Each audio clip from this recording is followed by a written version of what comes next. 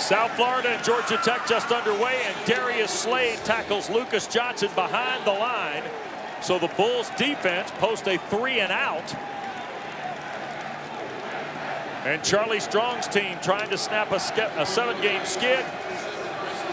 Shuts Georgia Tech down on 3rd and short, and here's Presley Harvin to punt it away. Terrence Horn Jr. No, Johnny Ford is the returnee. And he is brought down after a 56-yard punt by Harvin and a 4-yard return. Presley Harvin had 10 punts of 50 yards or more a season ago for Georgia Tech. And South Florida, of course. And that means we get to see Blake Barnett make his 13th career start today. Blake Barnett was all-world coming out of high school. He was recruited by everyone in the country. The 5-star decided to go to Alabama, where he got eventually beat out by Jalen Hurts. So he transfers to Arizona State, has an injury there, decides to leave after he graduates, comes to South Florida and struggled last week. Only 43% of his passes completed, but he's as good as anybody in the country. He's got time and can get his feet set. Cronkite, the running back. Barnett to throw. This is Johnny Ford across the 20 to the 21. Ford missed the ball game last Friday night against Wisconsin. Wanye Thomas, the tackle.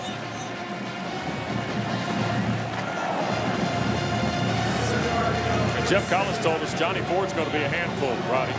Well, he's a guy that's a 10-2 100-meter guy in high school, can absolutely fly down the field. This is Cronkite. And he'll be stacked up shy of the first down at the 24. Jordan Cronkite, 6 carries, just 9 yards last week against the Badgers as David Curry made the stop for Georgia Tech. Kerwin Bell, the offensive coordinator for this USF team, told us that they've got to get this guy the ball, get him going. He's one of their biggest playmakers in the offense. Tight end, 2 receivers to the right. 3 different sets used by Bell. They'll hand to Cronkite first down. And he's finally tackled on the play by Kelton Dawson.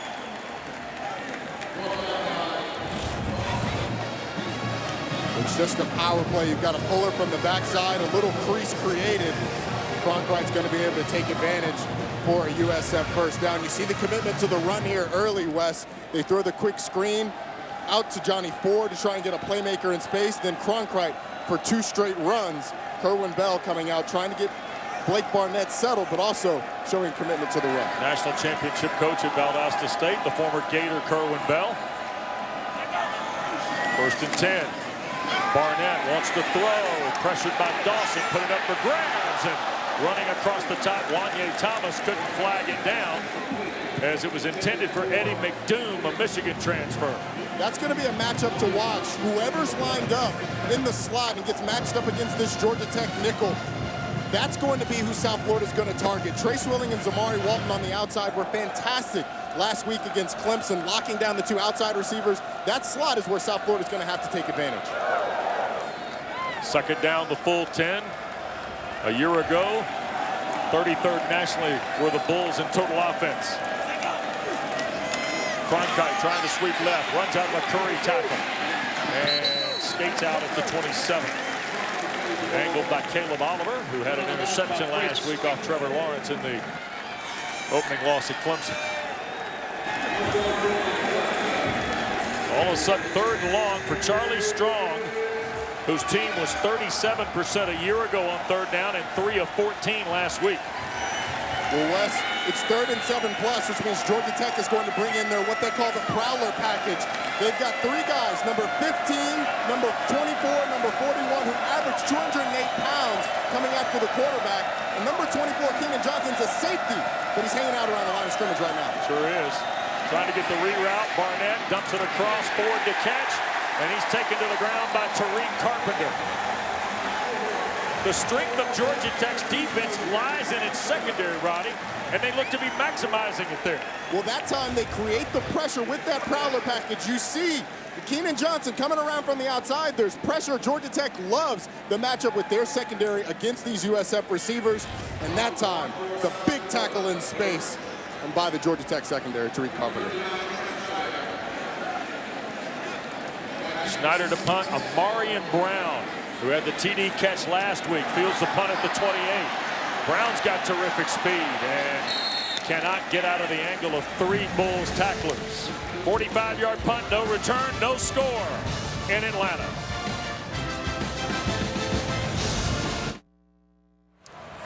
Welcome back to Atlanta, and time for food for thought from Food Line. Well, Wes, the keys to the game for USF on defense, they've got to stop the run. You saw Georgia Tech early trying to establish it, and they've got to protect Blake Barnett. If he gets his feet set, he's as good as anyone in the country. Offensively for Georgia Tech, and this is why you see Lucas Johnson, they've got to create some plays in the pass game down the field. Jordan Mason tries to hit the counter and does. 12 yards and a first down for Jordan Mason.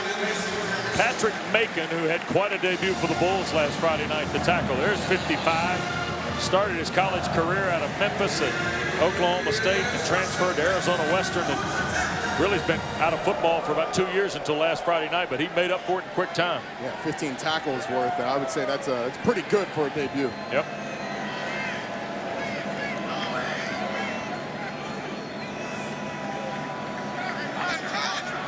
South Florida trying to change the front a little bit. They press one of the safeties on the edge. Johnson cannot get away from that pressure inside. Kegler, it looks like, the 295-pound junior slides in there. Lucas Johnson was trying to make this play right, but when you get pressure up the middle like that, it's tough to make anything happen. Had one-on-one at the boundary. I think that's where he was going, but we've got a Georgia Tech offensive lineman down, it looks like. It's Mikey Minahan, Roddy, I think. So Minahan is down, and we will take a break in Atlanta. No score.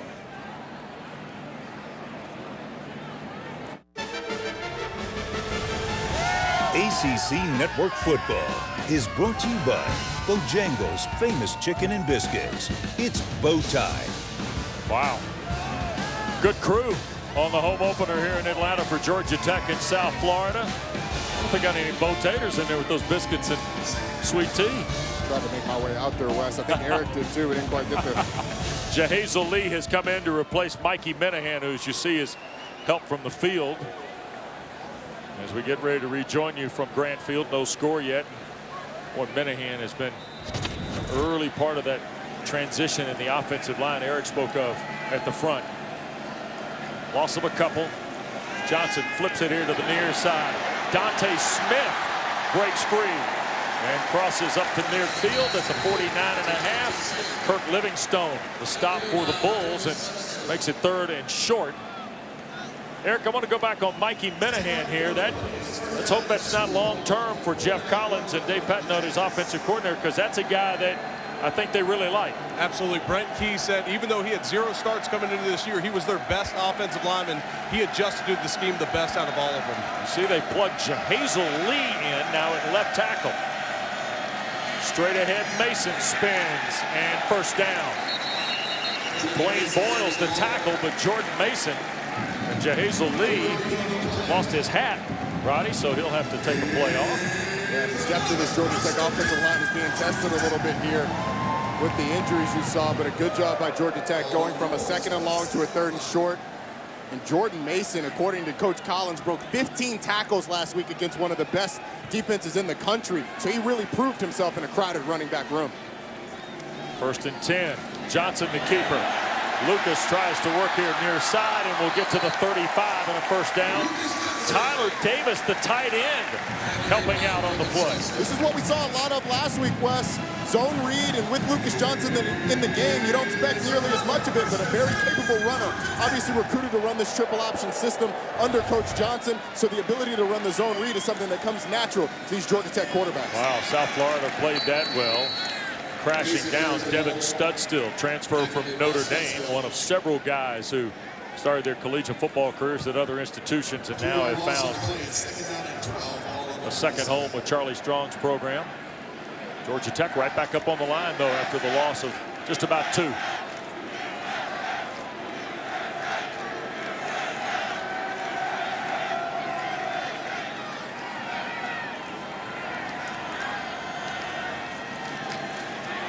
Johnson throws it to Leonard, the tight end, and he'll get inside the.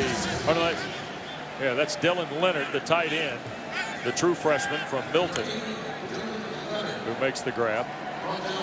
Lucas Johnson And all three quarterbacks for Georgia Tech have check, read, throw in their priority chain here. Here's Mason. Got a little help on a block. Jordan Mason thrown out of bounds at the 32 and a flag down on the play. About 5 yards back.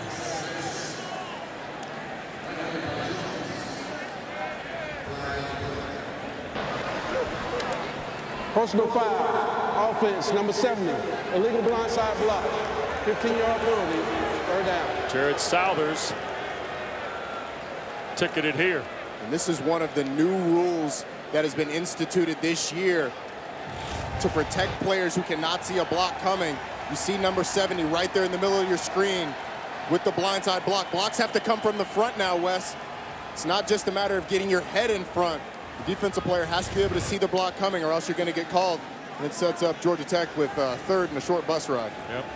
Very tough deal for offensive linemen as well. You want to get a shot back on these defensive linemen that are teeing off on you the whole game. But in a situation like that, you really have to pull off nowadays, because Georgia Tech's trying to get to the 30-yard line to kick a field goal on this drive at least. And this sets them back dramatically. Foul will be declined.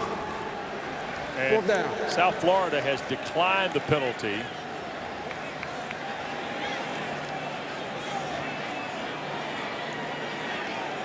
And they are going to bring Brenton King out, whose career best is 42 2 years ago against Wake Forest.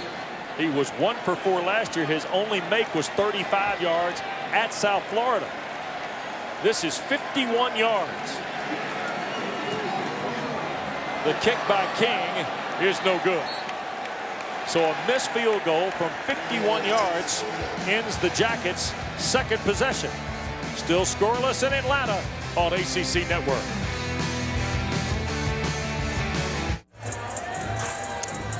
Well, we hope you can help people affected by Hurricane Dorian. Your donation will support Red Cross preparation, response, and recovery efforts in the United States and the Bahamas. Go to www.redcross.org/ESPN or call 1-800-RED-CROSS to donate now. We're certainly thinking of all those folks affected by that storm this week. Blake Barnett in South Florida from its 34. Second possession for the Bulls.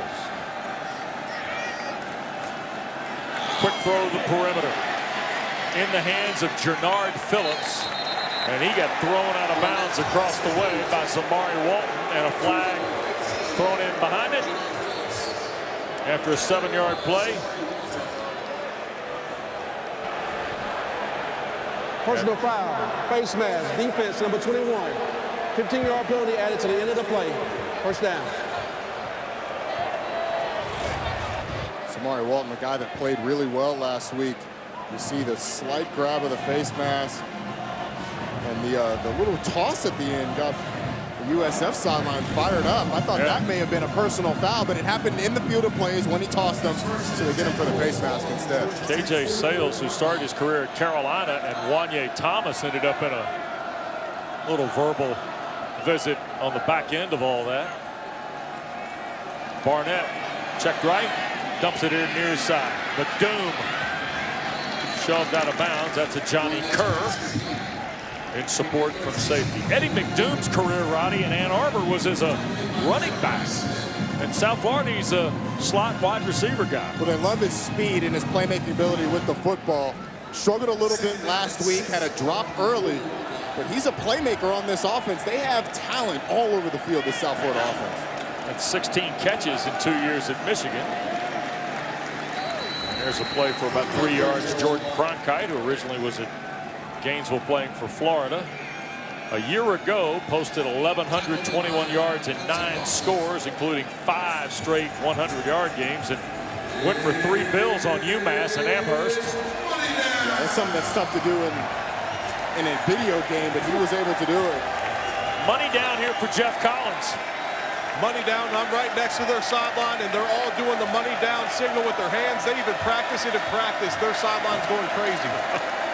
Here's Barnett looking on the backside and overshoots the intended receiver. I think that was Jernard Phillips. Nope, McDoom, 13, not 15. The gold metallic numbers in this bright, sunny Saturday. Tough to pick. Well, he wants to go to the top of the screen here. You're going to get a slant from the top receiver and then a delayed wheel. They tried to hit him. It was just overthrown. It would have taken a perfect pass. And South Florida's got their offense on the field looking like they're going to go for it on 4th down.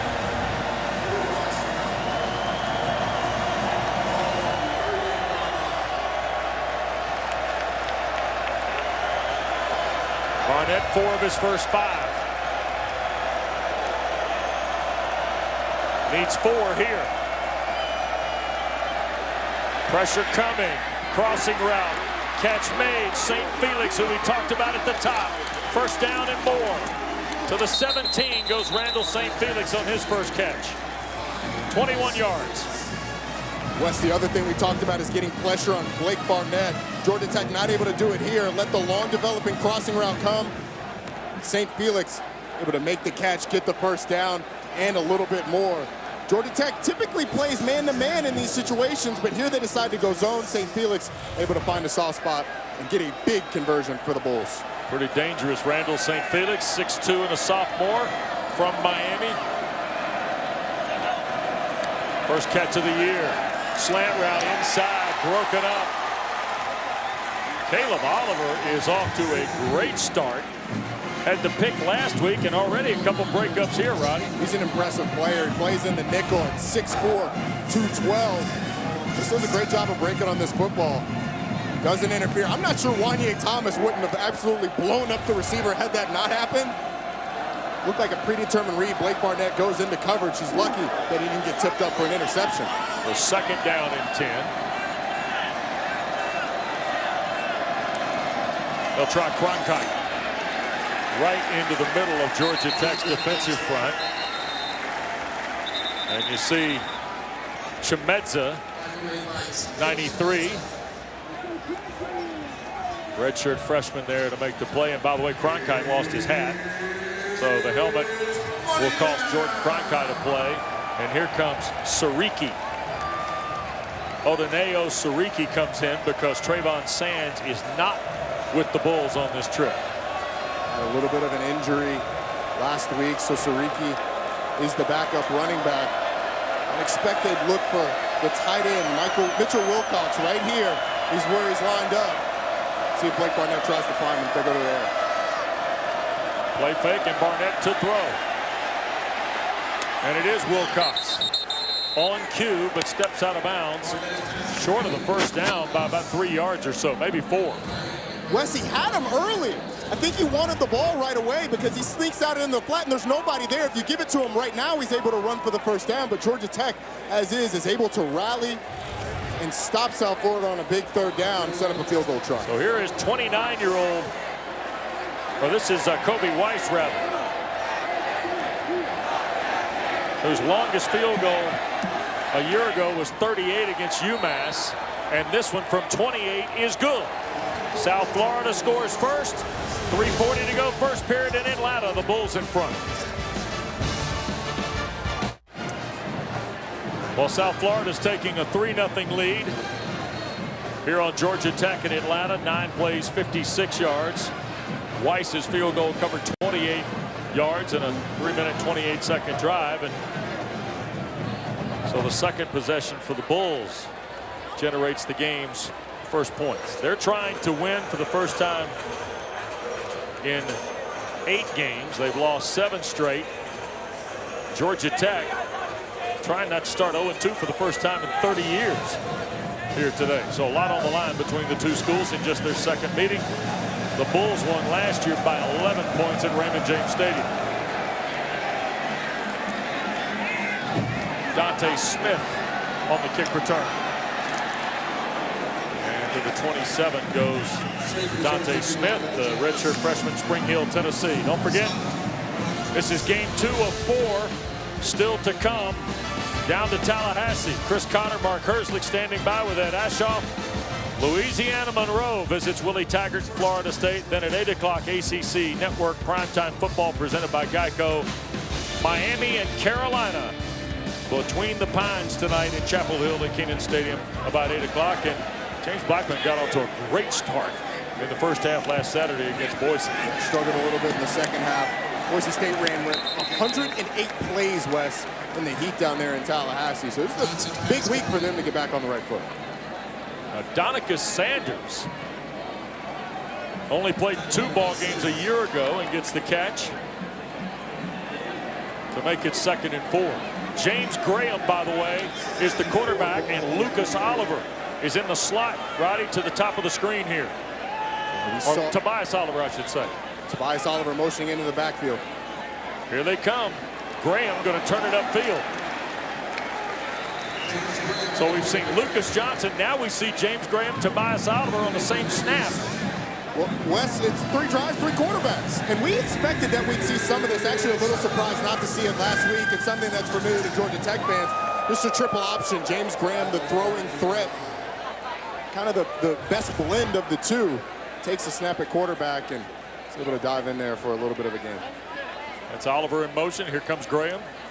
And hands on the counter, Jerry Howard, a couple of yards on first down. So, interesting to visit with Dave Patino yesterday about his quarterbacks. He said they all played about the same. We've got to get them to a point where we get some confidence and some comfort level with them. You see what he's talking about? I do, because each one of them had their good moments and each one of them struggled a little bit. And he talked about the fact that the quarterback is relied on to make checks in the pass game and the run game for Georgia Tech. Graham's got to get away from pressure. And as he stepped up in the pocket, it'll collapse around him. It'll be a loss of about 2 on the play. Well, if you thought Tobias Oliver was just in there to be a decoy, no, sir. He was running a go on that play, and James Graham was looking to throw it to him if he could. They think Tobias Oliver is one of the elite athletes on this team. As we see Oliver and Graham come out of the game, Lucas Johnson back in on this 3rd and long. All right. Low snap on that last play affected the timing dramatically. That's something we saw a lot last week and we need to improve on as the game goes on. Kenny Cooper is the center.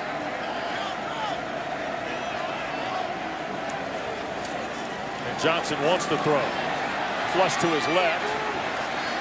And he will get run out of bounds. Forced out by Boyles.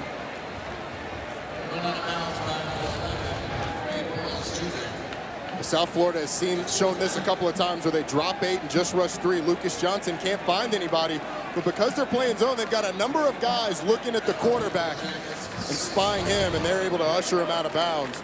South Florida's done a really good job on these 3rd downs of making sure that Georgia Tech is going to have to take shots if they're going to beat them. Presley Harvin to punt it away. Johnny Ford waits. Look at this. What a punt by Harvin. Right around the 5-yard line. 56-yard punt for Presley Harvin. So the Bulls will start from their 5 as Charlie Strong's team gets back to work. And of course, Charlie Strong's timeline as a head guy, 37 wins, including a Sugar Bowl victory over Florida when he was at Louisville, then to Texas, 16-21, and now 17 wins at South Florida as he starts his 3rd year there. 17 wins at South Florida. 17-9 is a great record, but he started 17-2. He's dropped the last 7 and is looking to break that streak here today. It's Charlie Strong.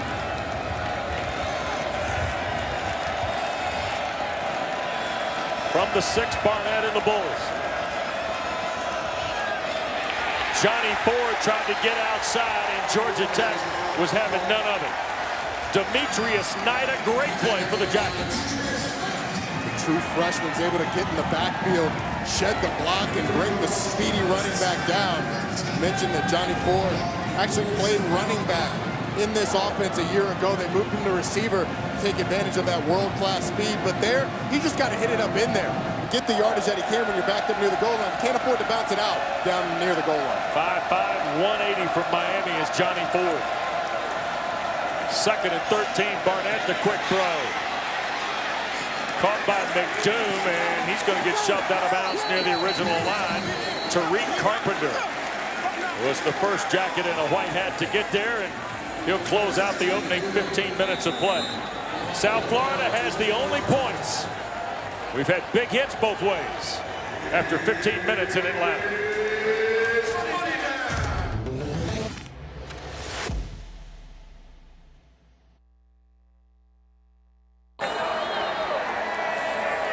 send money. I'm not sure that's official U.S. legal tender, is it there, Roddy? No, that's Minister of Mayhem bucks right there. I think those things got Geoff Collins' face all over them because it's the money down here on the flats.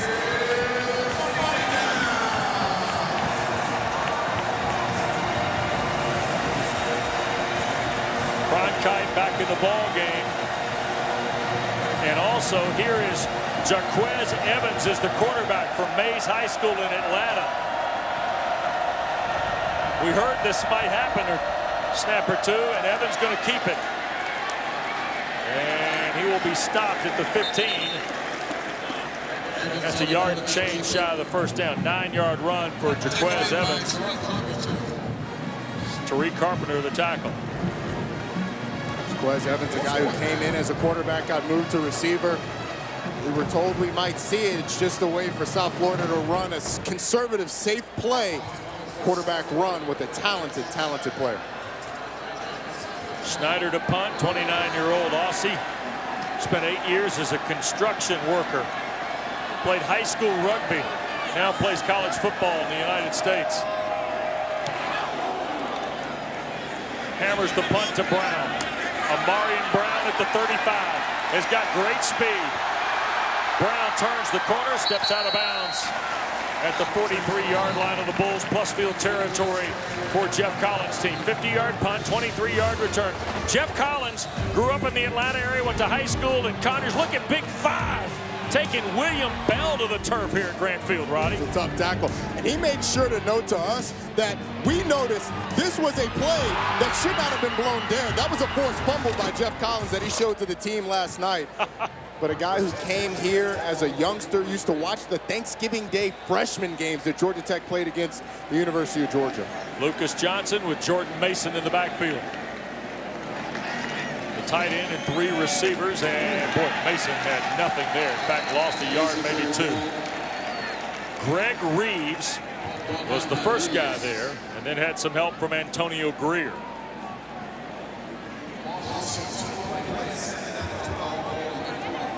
The injury to Mikey Minahan has shuffled the offensive line dramatically for Georgia Tech. Right tackle going over to left tackle.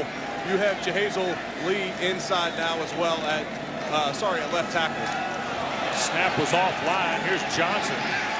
And he will get back toward the original line. And it's 3rd and long again for Georgia Tech. Kegler, second time we've called Kevin Kegler's name.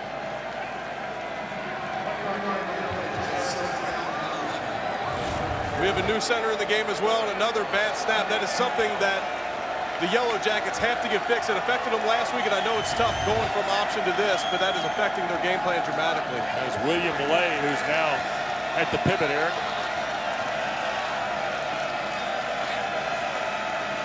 Johnson wants to loop it downfield, and a flag will be thrown against KJ Sales on a ball intended for Malachi Carter.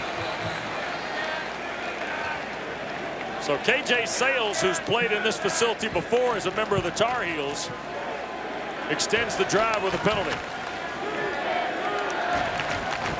Pass interference, defense number 15. 15-yard penalty, automatic first down.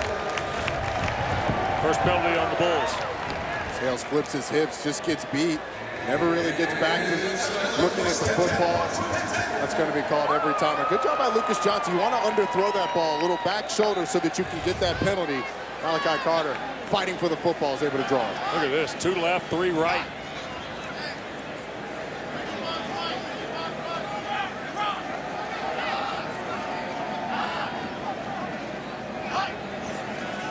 Bulls are going to bring 5. Quick throw to Carter.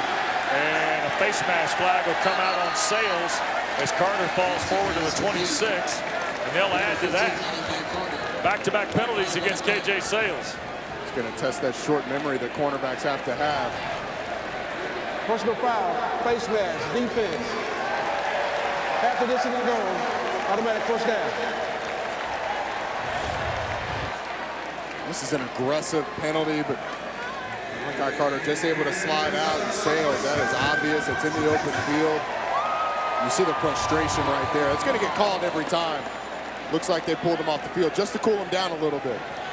Tobias Aller has come back in as the quarterback. He'll keep it right side. Close to a 1st and goal. It will be 1st and goal, Georgia Tech. Inside the 3, and Jordan Mason was helping with the block. 11-yard run, Roddy. It's exactly like the first play of the Clemson game last week. Quarterback sweep to the outside, let one of your best athletes get in space.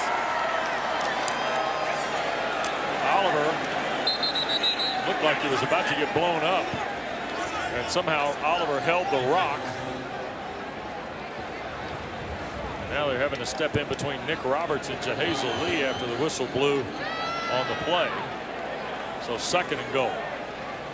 And this is an area where they want to see, they asked for ultimate execution this week. Yep. This is a point of emphasis right here. Well, if you remember back to last week, you get the Trey Swilling interception down to the 3-yard line. Georgia Tech wasn't able to punch it in. After that 1st down play, that's 1st and goal from the 4. Johnson has come back to replace Oliver as quarterback.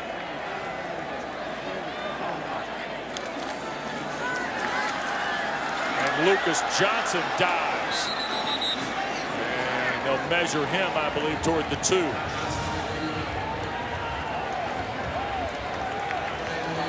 Looks like Georgia Tech's lining up for another QB sneak, unsuccessful the last time and against Clemson. Let's see if they can get it here.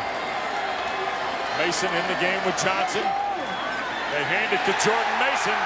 Touchdown for Georgia Tech.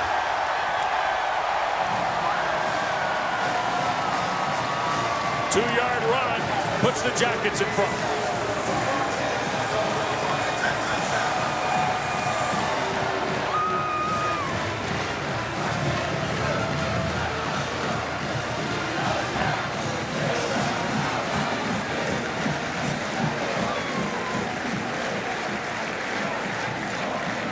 Brenton King, the point after. Geoff Collins in his home debut, and his team's got their first lead of the season on Jordan Mason's 2-yard run.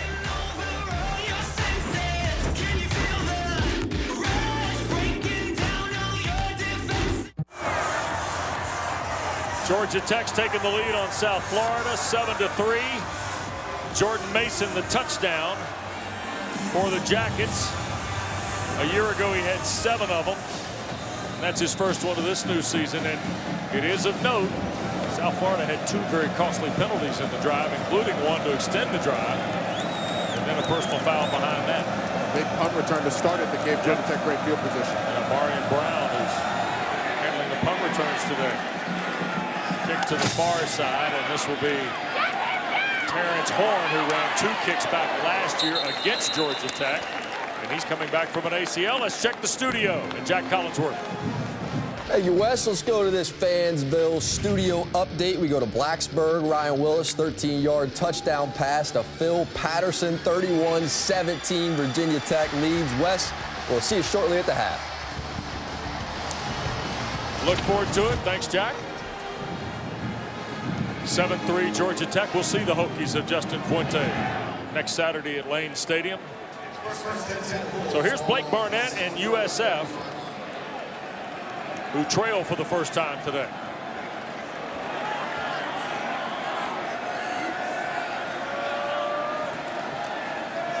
Barnett wants to throw it. And Johnny Ford made the catch one-handed and behind him, but was out of bounds, I believe. USF opted to move the launch point, roll out Blake Barnett, and get away from some of this aggressive Georgia Tech pressure. It's only a 2-man route downfield. Georgia Tech's done a great job of covering on the back end. These 2 corners have been fantastic in the early season this year. Saw Brad Cecil, the center, come off the field. Michael Wiggs, who started a half-dozen games a year ago for the Bulls, has been plugged in at the center spot. 10:51, please. 10:51. Cecil will be back in after this play. He simply lost his helmet on the last play. But what a big position to have to sit out a play with the exchange at center to quarterback here. Second in the full 10. Barnett trying to cut it loose and broken up. Christian Campbell originally came to Atlanta as a quarterback. But he's one of these big safeties that they've got in the secondary, Roddy. 6'2", 210, and rangy, as you saw right there. He's back there with Wanye Thomas, Tariq Carpenter getting a little bit of a break. And once again, Georgia Tech has forced South Florida into a 3rd and long. The corners pressed up on the outside. See if it ends up being man-to-man or if Georgia Tech goes with something else.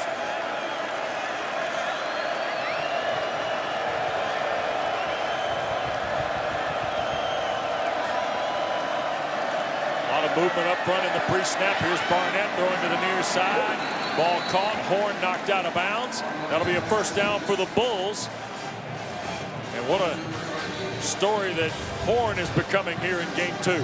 Coming back from an ACL, didn't play much last week, but doing a pretty good job of coming back to the football, just settling, showing his quarterback the number so that when he's flushed out of the pocket, it's an easy pitch and catch. He is going to give Georgia Tech fans a little bit of PTSD flashback. Scored 3 touchdowns against the Jackets last year. Sure did. And was lost, what, a game and a half later, I guess. Yep. Here's Barnett. He did this a lot to Georgia Tech a season ago in Tampa. Hurt him on the run. That time got 9, almost 10 before Campbell the tackle. We expected to see some more of this last week. The quarterback run, an outside zone read. He fakes and is able to find a crease. This is where South Florida wants to be, that 2nd, 3rd, and short. It'll allow them to take some shots down the field, which they haven't done much of, Wes. Charlie Strong's team moving the ball into Georgia Tech territory for 2nd and short. Cronkite tries to get to the perimeter, and he will be dropped out in space. Quez Jackson, the cousin of the former Pro Bowler Greg Lloyd, makes the play. Sophomore from Fort Valley, Georgia.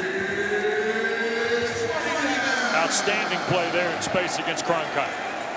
Made the first man miss, but Georgia Tech rallying to the football. Was able to bring him down. Andrew Thacker told us yesterday they ran a lot of tackle drills this preseason to work on open field tackling, something that we saw everybody struggle with in week 1 of college football last week. Barnett brings Miller toward the formation. Up in the pocket, now trying to escape. And he fumbled the ball, and out of bounds it went. It looked like Charlie Thomas slapped it out of his right hand, but Georgia Tech couldn't fall on it.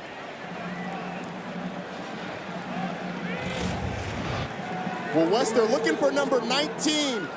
Bryce Miller coming back on a little delayed, but Georgia Tech sniffs it out, and the pressure on Blake Barnett he doesn't find him early, and then by the time he can, Georgia Tech rallies to the football. Is able to get there, and you're right, I believe that was a fumble. South Florida lucky it went out of bounds, and they're punting instead of having to take over on defense. Amarian Brown at the 10 to wait on Snyder's punt. Trying to angle this one to the near side. Brown gonna let it hit. Oh, it'll take 3 bounces into the south end zone. 53-yard punt, no return. Jackets will have the ball and a 4-point lead when we come back.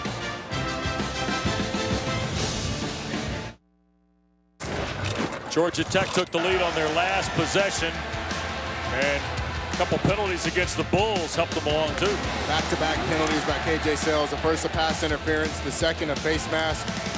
You get a big run by Tobias Oliver, and then Jordan Mason finishes it off with a plunge into the end zone. Georgia Tech was the beneficiary of some good field position to start that drive. South Florida not able to keep him out of the end zone. So now, after the punt into the end zone from Snyder, here's Lucas Johnson. And again, the formation we saw last week, I think, in the red zone, Roddy. Yeah, it's a little swinging gate here in the middle of the field. Nathan Cottrell is in the backfield. That's Carter in motion. They'll flip it to Malachi Carter trying to get to the edge, and he'll lose 2 yards on the play back to the 18. Well, they're trying to confuse South Florida on this play and get to the edge. You see Malachi Carter here. He's going to come across. They're just trying to get to the edge, but South Florida does a pretty good job of leveraging it early and slowing down Carter, and then rallying the football to tackle him for a loss. Jordan Mason comes back into the ball game. Kalani Norris has made his first appearance for Georgia Tech. A lot of people being put on the field by Geoff Collins here in this first half, on really both sides, but especially the offensive side. It's hot, Wes. And now timeout asked for by Lucas Johnson. We'll take it with him in Atlanta. Home team by 4 points when we come back.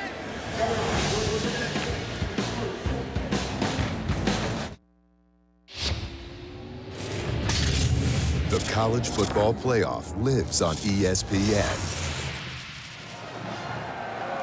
Well, after the Lucas Johnson timeout, lots of changes in the offensive line here by Georgia Tech, but second and a dozen coming up. We'll outline the changes and also the ramifications from them here in a moment. Jerry Howard in the backfield with Johnson out of the timeout.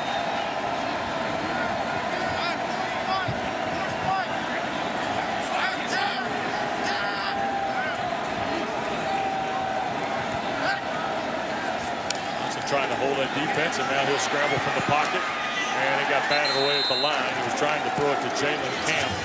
Okay, Roddy, and we got Johnson on the deflection there. Bring you and Eric here together because Minahan's been hurt. Now Kenny Cooper is also out of that lineup. I mean, we got a lot of things going on here. This is a South Florida team that likes to move a lot. Eric has seen these guys come off the field. Eric, what have you seen from this offensive line? Yeah, the injuries to Cooper and Minahan has created a lot of problems up front for Georgia Tech. Left tackle is their defensive tackle, Jahazel Lee. And then at center, they now have William Lay, who struggled with snaps early. Hopefully it does not remain a constant for the Yellow Jackets throughout the game. And that time they got it to Jordan Mason, who was tackled by KJ Sales. So after the punt by Snyder forced the Jackets to start off their 20, it's a 3-and-out for the second time in 5 possessions for Georgia Tech. The dangerous Johnny Ford drops back for the Bulls to wait on Presley Harbin's end over end. Ford fumbled it, and Georgia Tech has come up with it at the 44 of South Florida. Another plus field territory start after the Bulls turned it over.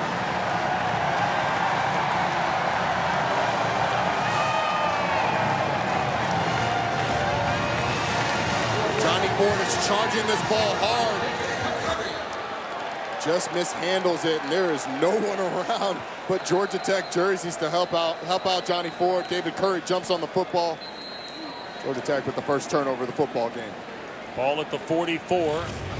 The touchdown came from a plus field start. Johnny Ford, who missed last week's ball game. I also saw Johnny Ford in warm-ups drop a punt during their final play of their warm-up today. Something, I don't know if it's he's looking into the sun from that angle. I'm not sure if that's what's affecting it, but he's been struggling all day with those. Old number 20 used to return a punt or two around here. It ain't easy this time of day. Here's Johnson from the pocket. He'll pick up 4. Looked like it might have had a little more in it. Nice play by Devin Studstill from the secondary of South Florida. Open field tackling is something that the USF coaches talked to us about as they struggled with last week against Wisconsin, but a good open field tackle there by Devin Studstill. Here is Mason having a hard time getting started. That's Livingstone. Big number 6 pulls Mason down. No gain on the play, and 3rd and 6 coming up. I really like Reeves and Livingstone, Roddy, up front for South Florida. Well, Reeves is a guy, both of these guys are incredibly versatile. They'll move Livingstone from outside to inside. You see him here. He's going to be matched up against one of the guards. And Reeves played middle linebacker last year after the injury to Nico Sautel. So he is a guy that they'll stand up. You see them right here on the edge, likely bringing pressure on this 3rd down. Sautel, by the way, not here today as well with another injury situation. Throw for Carter from Johnson is offline. KJ Sales defending. Intended for Carter. Just try and hit an easy rhythm throw on the outside and out to Malachi Carter, and it is a little high and outside for Carter to handle. It was an easy pitch and catch to Georgia Tech. Lucas Johnson is going to want to have that one back. In this offense, if you're going to continue to get these 3rd downs on 3rd and medium, if they're going to give you those easy access throws to the boundary, you got to be able to convert them. Harbin gets it away, and it is not his best. Off the instep and out of bounds. Well up the field for Presley Harvin. Timeout in Atlanta.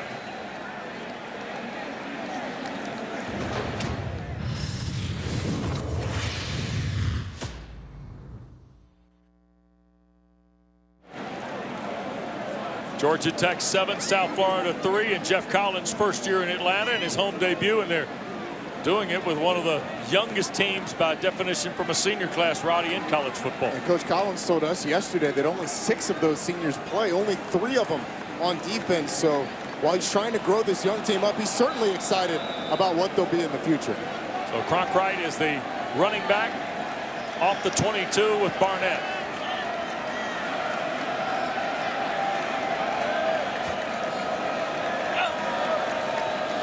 Barnett to throw. Up in the pocket, in trouble, sacked. First guy there was Chico Bennett.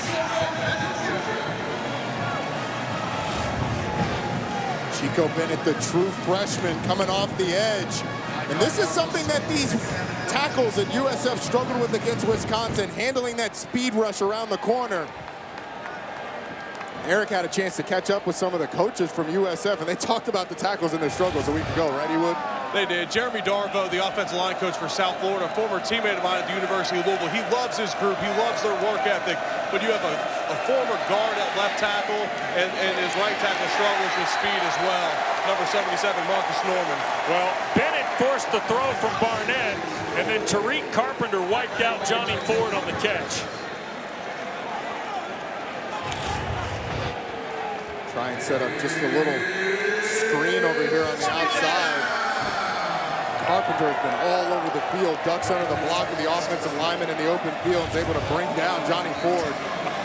It's 3rd and half a mile, Wes. And we have the Prowler package in again with the DBs lined up at D-end. Barnett to throw. Here comes the pressure. Got it away, but incomplete.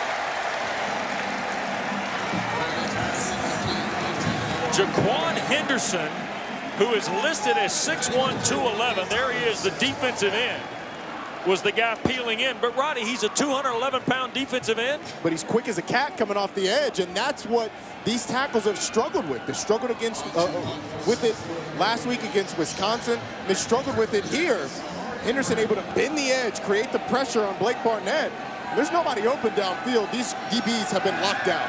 Amarian Brown waits. Good punt by Snyder. Brown over the shoulders at the 30. Cutting back, trying to make a couple guys miss, and a very nice open field tackle from South Florida. Brock Nichols handled a 60-yard punt to -8 return. And a reminder, the huddle starts at 5:30 next Friday. Jack Collinsworth with Eric McClain, E.J. Manuel, Mark Rick, and some strong wardrobes on that set. They'll preview the weekend slate of games, keep you updated on all things ACC football. And then the Saturday morning show at 11 a.m. right in front of our ball game from Blacksburg with Virginia Tech and Furman. Available on ACCN and the ESPN app. Wes, that was a boomer of a punt that absolutely flipped the field. Georgia Tech was set up to get the ball around midfield, but here they are, just shy of where they'd have taken over for a touchback because of a great punt. Some great coverage by South Florida. Tobias Oliver, straight ahead, Jordan Mason. Boy, Roddy, you really like where Jordan Mason is now in terms of the conversion in the offense. He went from being a B-back essentially now to being a tailback, if you will. I think he separated himself last week against Clemson from the rest of these running backs. This is a talented group in a crowded field, coached by a guy that I played with, Tashard Choice, who was a great running back here at Georgia Tech. But Jordan Mason broke so many tackles last week that he separated himself from the rest of this group with his tough running. Picked up a couple more. It'll be 3rd and about 2. As we work our way to 3.5 to go in this first half. Remember, Georgia Tech got the opening kick. I'm sure Geoff Collins would like to put something on the board here before the break. 3rd and short.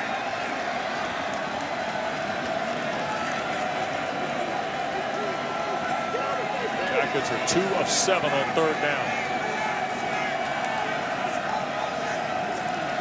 Oliver, the pitch.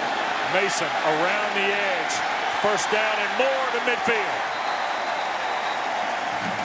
18-yard run. Sanders the tackle. You may have seen this in Paul Johnson's offense a year ago. Quarterback, running back option. He's able to break a couple of tackles and then drag another defender down the field. Big third down conversion for Georgia Tech.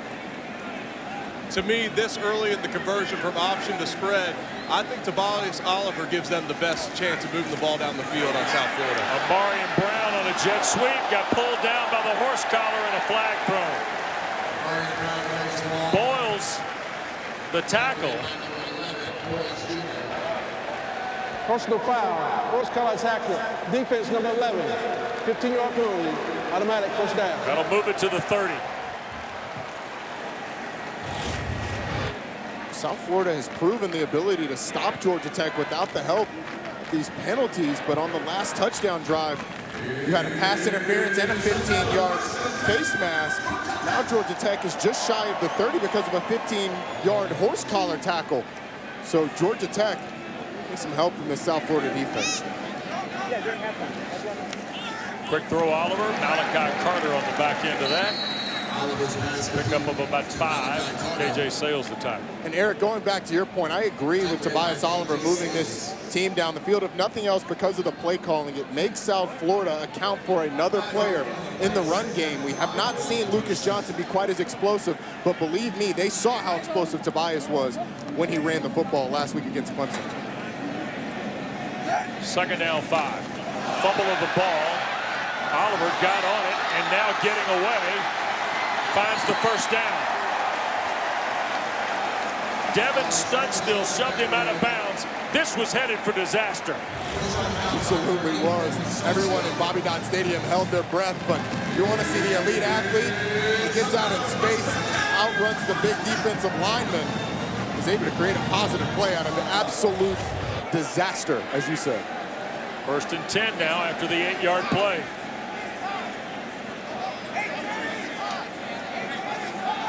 See Oliver check back to the bench area. Mason in the backfield with him. Play clock inside of 5 now. Oliver will keep it to the outside and at the 11-yard line. Geoff Collins has 2 timeouts here with about 92 seconds to go. 8-yard run there, Roddy. They're putting these defensive ends in tough positions where they've got to choose quarterback or running back. Tobias Oliver makes them wrong every time. And this is a guy who was the leading returning rusher for this Georgia Tech team from a year ago. Knows how to run the option. Mason hammered a bull at the line of scrimmage and has it now first and goal.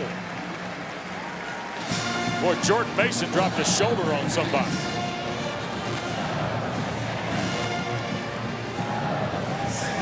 Still 2 timeouts left for Georgia Tech, all 3 for the Bulls.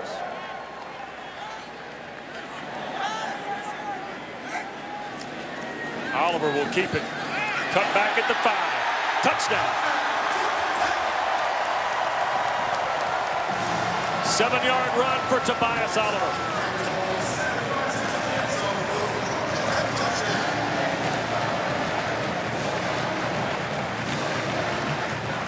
Really good drive there for Georgia Tech, starting back in their own territory. And Tobias Oliver moving down the field methodically, making great decisions on the option choices. Jordan Mason with some really tough running, and then Tobias Oliver able to finish it off to give Georgia Tech another touchdown. King will push it through. Oliver had 12 rushing scores a year ago, Ronnie. When you're down near the goal line, we've seen this a number of times. There's a quarterback sweep, and this time South Florida over pursues. There's a wide open lane, and Tobias Oliver could have walked into the goal line, into the touchdown. Able to field a little bit of an errant snap. Fantastic job of responding before halftime for this Georgia Tech team to extend this lead a little bit. But 53 seconds on the clock. South Florida has 3 timeouts, so we'll see how aggressive they are with Blake Barnett in this offense. State Farm halftime report. Coming your way here in about 53 seconds. A look at the early games today on a very busy Saturday in the ACC, and a preview of what's up next with Louisiana Monroe, Florida State, and tonight in Chapel Hill. We were talking before the game, you and Eric and I, about how big Miami and Carolina could be. Not just this week, but at the end of the year. Big Coastal Division matchup. Carolina wins that game, and they are a player in the division. This is Sanders. Hesitates, and Bentley Sanders will be taken down shy of the 30. 22-yard return with 46 seconds left and 3 timeouts. We're excited about The Bowden Dynasty, a documentary film that explores the life and times of the legendary head coach of the Florida State Seminoles. Bobby Bowden will turn 90 years old this fall. From the football field to his family, there's one common theme, and that's love. The Bowden Dynasty, Wednesday night, 8 Eastern, right here on ACCN and the ESPN app. Some of the stuff that has rolled out here, Roddy, in the first 3 weeks has just been fantastic. I'll tell you what, the documentaries have been fascinating and extremely interesting and well done, and this one's going to be no exception. South Florida from its 28. Ford cannot get going. I think after surrendering 632 yards last week to Clemson, Roddy, I think there were a lot of people who kind of had the jury out a little bit on where Georgia Tech was defensively, with Andrew Thacker and Nathan Burton coordinating that unit. This first half has shown that they've developed nicely too, and I thought it might be a strong suit, you know, as camp unfolded. We knew the secondary might be pretty good. This front's played well here in the first half. They do a great job of moving and using their quickness. The linebackers have been active. There's Ford. He'll get the first down, I believe. Wanye Thomas all the way across the field to bang him out of bounds after a 10-yard play. 7 seconds left to go. Charlie Strong. Let's see, is he going to punch a timeout here? Or?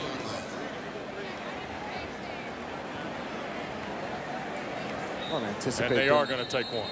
I don't anticipate them trying anything crazy here.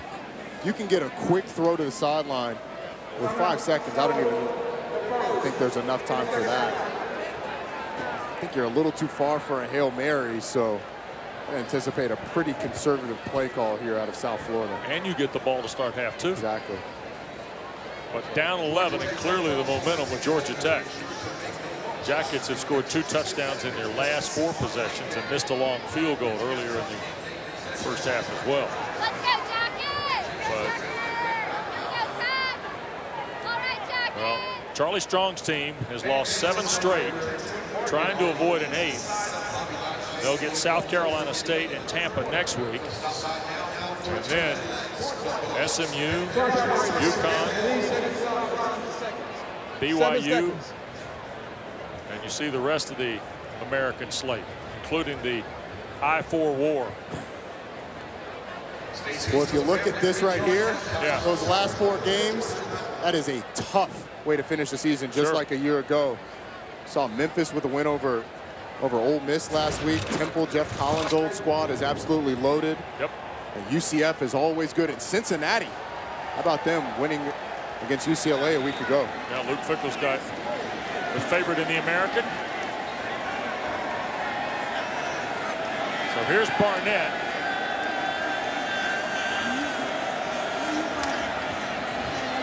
Gonna throw, and it is ruled a catch at the 43-yard line by Bryce Miller with 3 seconds left. 18-yard throw. And once that's big, they put 2 more seconds back on the clock. See the catch. A really good job on the sideline of keeping a foot in bounds and snagging that. That is going to put South Florida in a position because they put those 2 seconds back on the clock, giving it 7 seconds overall. The clock never ran, so they're trying to determine how many seconds should be on the clock here. There will certainly be time left, and South Florida's going to have a shot at the end zone. The previous play is under further review. So now we're going to have a look at the Schrader catch, or the Miller catch, beg your pardon. I was looking at Spencer Schrader, who, Eric, you were looking there before the ball game about field goals, and they use Kobe Weiss on short field goals, Spencer Schrader on the long ones, right? Yeah, I spoke to Justin Burke, special teams coach for South Florida before the game, and that's exactly what he relayed. they don't like Kobe Weiss to attempt them too far, but they like his accuracy from short distance. The true freshman, Spencer Schrader, has a much stronger leg on him. Stands here, it would be one heck of a field goal. I mean, you're looking at upwards of 50 yards. 60-yard field goal from this distance here, probably even outside of Spencer Schrader's range. Trying to confirm this catch. It looked good to me. It looked like you had a foot in bounds clearly, able to catch the football cleanly. There was no bobble. Marcus Woods, our referee of the ACC crew. Field is confirmed. First down.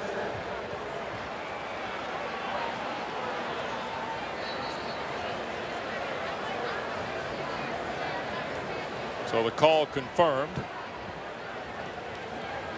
We also know that Blake Barnett definitely has the arm talent to throw a Hail Mary here and get the ball in the end zone. That is one thing that he absolutely possesses, is extreme arm talent. Well, McDoom is 6 feet. Mitchell Wilcox, the tight end, is 6'5". St. Felix is 6'2". They're all to the bottom of the screen. Clairvaux at 6'2" is 6'3" to the top of the screen. Barnett being pressured by Bennett. He'll cut it loose for the end zone. And it's broken up by Tariq Carpenter. And that's the first half. Georgia Tech, couple of touchdowns in their last 4 possessions. Defense tightened up. And the Jackets have a 14-3 lead on South Florida here at halftime. Let's go downstairs. Eric's with Coach Collins. Coach, what has impressed you about the QB play so far today? Yeah, rolling a bunch of guys in. They've got leadership. They've got command. Dave Patton's doing a really nice job with the scheme and doing what they do really well, but excited about what they're doing. What has impressed you? What have you thought about your defense putting pressure on Blake Barnett today? Yeah, I mean, we left 2 sacks on the table, but they're playing really fast. They're swarming to the ball, a lot of energy. We're rotating a lot of guys in, and this kind of day, you got to do that. Absolutely. Thank you, Coach.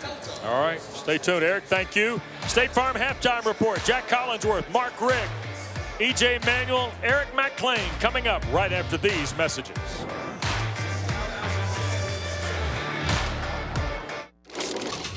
Welcome to the State Farm Halftime Report. State Farm, I love it. Come on. Georgia Tech up 14-3 over South Florida. You know the crew, Coach Mark Rick, Eric McClain, my guy E.J. Manuel.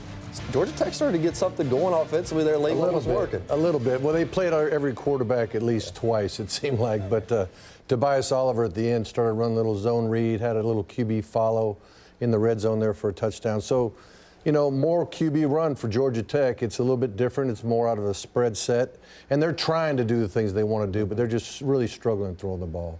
Yeah, I think what I've noticed is when they try to drop back, when they're trying to pass, their offensive line's struggling a little bit. The guys are turning their hips too early. They're not kicking straight back, having square to the defender, and you're going to get beat. I mean, those defenders on the other side know what they're doing. They're active. They're getting after the quarterback. I really like the spread option that they're running. I mean, it's what the personnel that they have. The quarterback, Tobias Oliver, looks comfortable doing it. I think they just got to keep running the ball. Well, we got to tip our hat off to the offensive coordinator, Coach Patton. I mean, figuring out a way to still get some plays, get some yardage when you don't have a quarterback that can consistently throw the ball. I mean, that's extremely hard to do on third down. Now, USF isn't the best defense, but it's working out for them today. So if I said what can't Tech do offensively, what might you say? It's passing the ball. I mean, really, you just want them to show consistent passes, even if it's just a short stick route or a slant, just to kind of mix it up for the defense so they have to play you honest. Second half coming up from Atlanta, 14-3. Georgia Tech leads South Florida with Roddy Jones. Wes Durham, we welcome you back upstairs. Geoff Collins has talked about relentless effort since he got the job in December. This week he wanted relentless execution. Got pretty close, I think. Well, they've done it on the defensive end, holding South Florida only 96 total yards in the first half, only 20 yards rushing. They've been fantastic on the defensive side. And on offense, you've seen all 3 quarterbacks, but Tobias Oliver has been the one to really give them the boost, able to drive down and get a couple of touchdowns, had one late. And you see the stats, 20 rush yards for South Florida in the first half. That's going to have to change if they're going to get back in this football game. Bulls will get the ball to start the second half here in Atlanta. We'll see Brenton King kick it away to Bentley Sanders on the near side and Terrence Horn Jr., and it's a chip shot. at the 20. And there's a fair catch call for, I believe it must have been. On the way down, Antonio Greer, the linebacker, called for the fair catch. Middle of the field, the receiving team gets fair catch signal. The ball was dead where he caught it. First down. So the receiver did give the fair catch signal. I mean, the minute he saw the ball leave the tee, Antonio Greer must have waved it off. Well, if anybody gives a fair catch signal on that, so it didn't have to be the guy that receives the football. If anybody on the field gives that fair catch signal, it's dead. So it may not have been him. Let's go with Eric Wood. I talked to Coach Strong coming out of the half, and he said for second half adjustments, offensively, they need to get first downs and be more productive on first down. And simply on defense, eliminate the penalties. That's extended drives and hit them for both of their scoring drives. Well, the penalties on KJ Sales certainly led to the first touchdown. And then there was another penalty in that second touchdown drive as well. So he's got fair points there. Here is Jaquez Evans, freshman from Atlanta, and Marcus Woods. By rule, the receiver did not, that gave the fair catch signal, did not catch the ball. The ball would be dead where he caught it. First down. So, Roddy, your question was answered. Greer did not make the fair catch signal. So, therefore, it was offered by another player on the field. So the ball ends up at the 22. Instead of the 25, where if the player who catches it declares a signal, it's like a touchback. Right. So here's Evans now. This looked like Wildcat stuff in the first half, and it looks like Wildcat here to open half two. Evans around the corner and then shoved into the Georgia Tech bench by Charlie Thomas. How about the running back, Jordan Cronkite, leading up on Christian Campbell? That was a heck of a collision, and it knocked Campbell off balance enough where Evans was able to get to the outside and get some positive yardage, create a second and short, which goes to what Charlie Strong just said. What Eric Wood pointed out, this puts him in a position to get that first down of the drive. Cronkite's got a little bit of build to him for 5'11", 200 pounds. Oh, yeah. Evans wants to keep it. Tried to slide back up the field and got hit again by Thomas. Charlie Thomas found the football a lot last fall. Certainly did. This looks a little bit like what Georgia Tech was trying to do, but it's the penetration by number 97, Bertavius Glanton, that makes Evans turn back to the other side, and this is going to bring Barnett back in the game.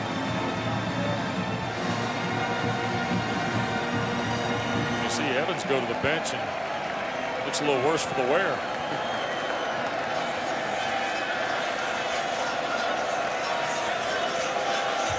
South Florida just 2 of 8 on third down first half. Barnett near side. Wilcox took a big lick when he caught it from Carpenter.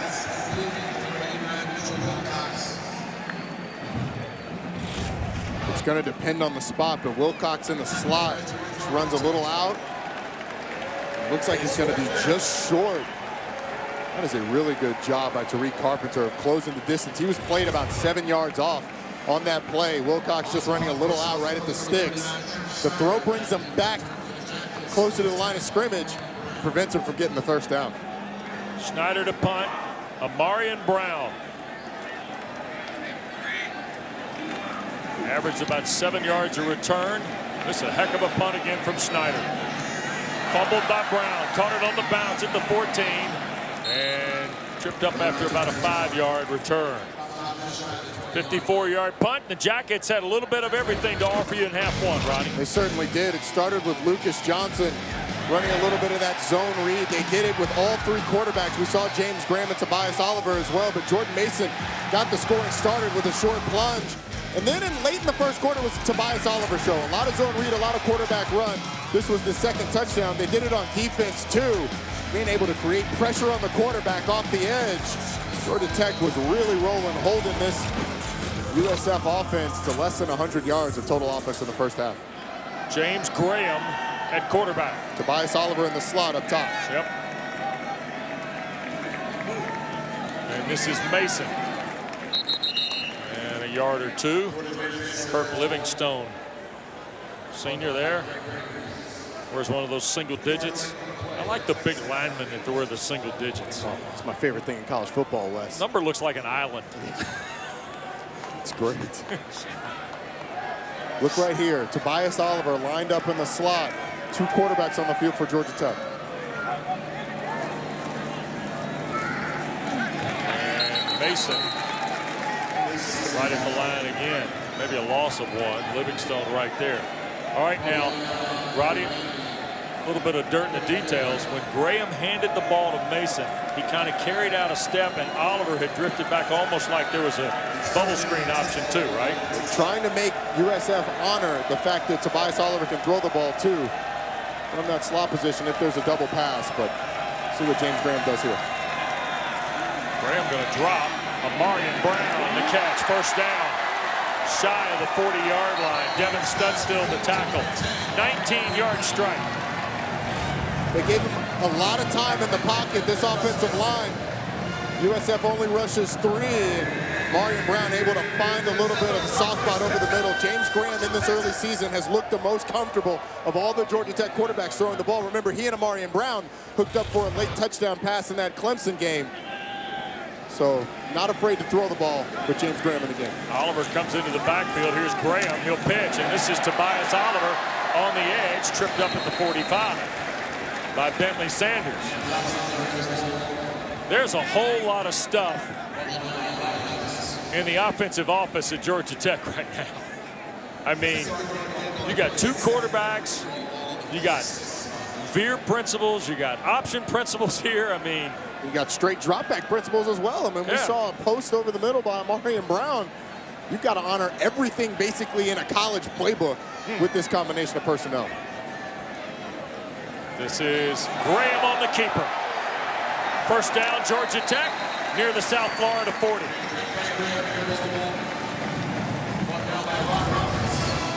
It's a little outside zone read. Defense actually probably makes the wrong read or makes a guy miss on the edge. The run support player able to squirt upfield for first down. Georgia Tech's found a little bit of a rhythm with James Graham here at quarterback. Tobias Oliver stays in the game at the slot. Fumble, scooped up again. Graham will eat it. Back at the 44. First guy there was Yates, who started a couple of ball games last year for the Bulls. Another bad snap there by William Lay. That's something he struggled with. You saw on Oliver's touchdown earlier in the game, Oliver able to make an athletic play to catch the snap and still get in the end zone. There, James Graham has to take a loss on that play and has to go down, bringing up a 2nd and 14. A huge play on first down on the Bulls side of the field for Georgia Tech. Amarian Brown stays in the game. Tobias Oliver, by the way, has come out for Georgia Tech. Here's Graham in trouble, sacked. Big play that time. Diving all the way into the backfield was Tyreek Jones. 13-yard loss, Roddy. There wasn't really anywhere to throw the ball down the field, but quick move by USF up the middle. And when you get that pressure up the middle, James Graham, you saw him, he looked to run to the outside, but there was nowhere to go. They leveraged him, were able to get the big sack.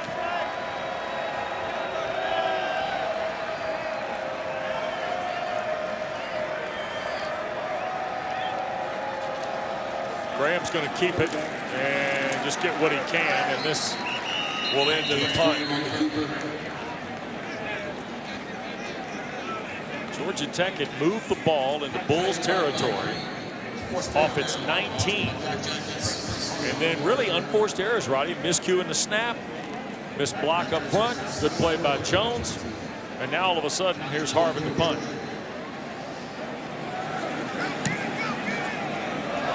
Harvin end over end and fumbled again. Ball is loose, knocked out of there, and let's see, South Florida might have gotten it at the 11. Sanders tried to make the play again, and Georgia Tech may have missed an opportunity to scoop up another turnover. That happened right in front of me. Very fortunate bounce for USF. Georgia Tech had 2 guys get their hands on it, unable to secure it. That is a huge break for South Florida. 11-point lead for the Jackets. Bulls dodged one there in Atlanta.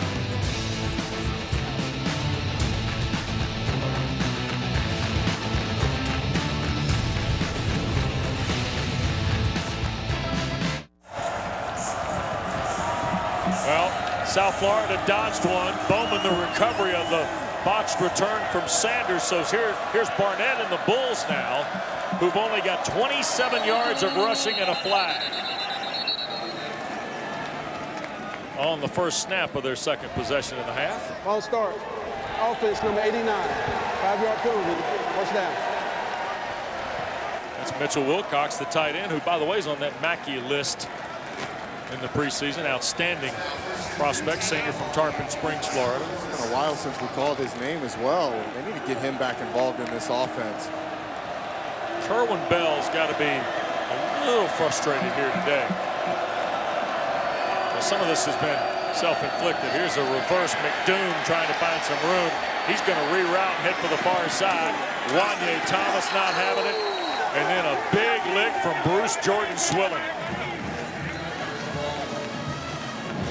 You know, Wes, a lot of time these defensive guys talk about pursuing to the football just to get in the TV frame, but watch all the white jerseys that are coming in pursuit. This is a fast defense that absolutely flies around, even though they may be undersized. Going east-west is not going to work, even for a guy with the speed of Eddie McDoom. Wes, you mentioned Kerwin Bell. He goes from leading the Division II national champions last year to the best offense in Division II to this year only putting up 3 points through almost 7 quarters of football. Yeah. Second down. Barnett on the deep drop. Batted away. Trey Swilling almost got another one. Future's really bright for this sophomore from New Orleans. Well, he's matched up with St. Felix, who's running a little slant return, runs a slant and then returns back to the outside. Trey Swilling is all over him. And it seems like Blake Barnett's getting locked in on one receiver and just hoping his guy wins in man-to-man coverage, which they have not been able to do consistently.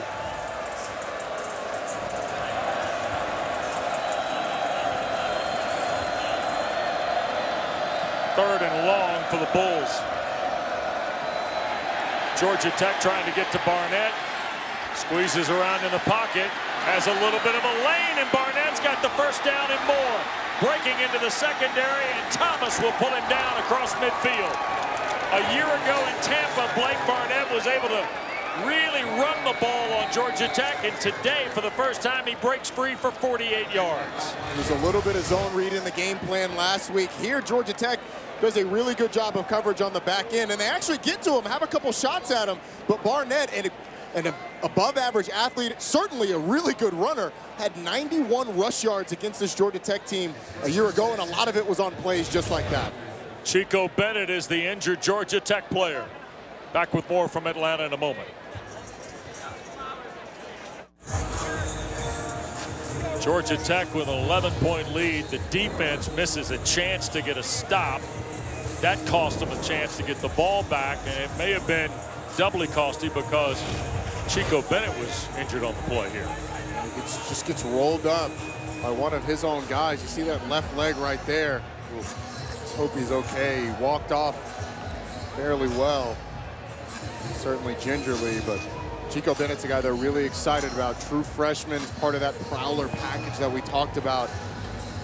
Rush team on 3rd and long. So keep an eye to see if he returns to this football game. Career best 48-yard run for Blake Barnett. By the way, it's a run that was nearly double the number South Florida had. He only had about 27 yards of rushing, then he cut off a 48-yarder, and Cronkite got a yard or two there on first down. Roddy, if you're Geoff Collins, you've kind of talked about all the middle momentum and adversity and all those type things. You've had some success today, some real success. But now you got to deal with really your first piece of adversity. Yeah, and this comes on the back of them having an opportunity to get the punt as well, to get a turnover on the punt after the drop punt. So you have that, and then a conversion on 3rd and long on a quarterback scramble. Now you're in a 3rd and medium situation. The question is, can you get off the field? And what does South Florida do here? Because if I'm South Florida, I may run the football, try and get those 4 yards, but I look at this as 4-down territory as we get in the second half. Yeah.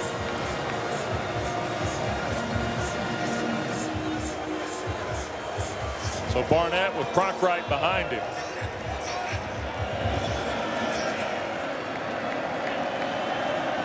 Two receivers, Dukes and Phillips here to the near side. Barnett wants to keep it. And depending on the spot, he's going to be short about a yard at the 35.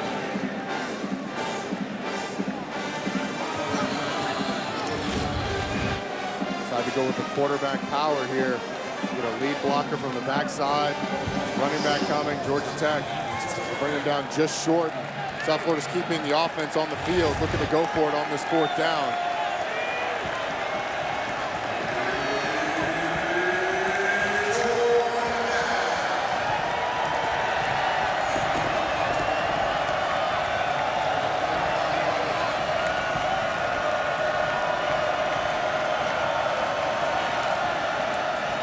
Cronkright, first down.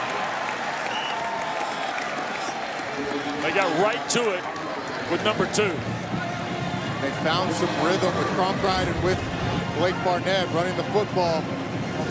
Does a good job of seeing that the initial hole was stuffed, bouncing it one hole over, finds a crease to get the first. No surprise they went over there behind Atterbury and Harris, and now a play behind the line, and that's a Johnny Kerr. Second time we've called his name, and he got Cronkright in space. Yeah, the turf monster had a little bit to play in that. Cronkright didn't get his cleats out of the ground. Johnny Kerr doing a good job of leveraging the football, making Cronkright make a move, and I'm not sure he gets much of anything if he bounces that outside. It's going to be a foot race to the sideline. Here it is, second and long, excuse me. Prior to that 4th and 1, Antoine Owens, number 89, limped off the field for Georgia Tech. Replaced him with 91, Kelton Dawson. It made them get smaller up front, which I think really hurt them on that 4th and 1 play up the middle. And we got movement on the Bulls, I believe. False start. Offense number 78. 5-yard penalty. Second down. That is William Atterbury making his 29th career start today. Only Marcus Norman at right tackles had more. I'll be honest with you, through a game in almost 3 quarters, South Florida's been their own worst enemy in some penalties. Penalties, dropped punts. This is a team that just has consistently looked like they are undisciplined. Yeah. Particularly with the pre-snap penalties. They had a number of them in the Wisconsin game, and here we see it now, hurting them, and they've got some momentum running the football. Barnett wants to run. Tried to take the dive and got clobbered before he was able to get through the motion because Chimedza lowered the boom. They're trying to throw a little wide receiver screen off the play action. Barnett sees that it's taken, and he's got to run back into the teeth of this Georgia Tech defense. Chimedza to bring him down. We now have money flying in the student section on Money Down, and I believe the money has Geoff Collins' face on it. Gonna get you some of that, he would? Yeah, I need to pick up some of that. Barnett from the pocket. He'll just dive back at the 44. And Roddy, that's a really long field goal now. Brooks, by the way, Jamon Brooks was the guy that pressured him. Well, you think about the penalty. You had 2nd and 11, and you have the penalty, brings you 2nd and 16, and I tell you what, the past 2 weeks have shown that this South Florida offensive line has struggled really badly in pass protection, particularly in these situations where it's an obvious passing situation. They run 10 plays. They get the big Barnett run, but are forced to punt. And Brown's going to let this hit. And it will be down inside the 10, back at the 6. We're late in the 3rd. 11-point lead for Georgia Tech. Snaps have been a huge problem for Georgia Tech here today. I don't know if it's Bobby Dodd Field or not.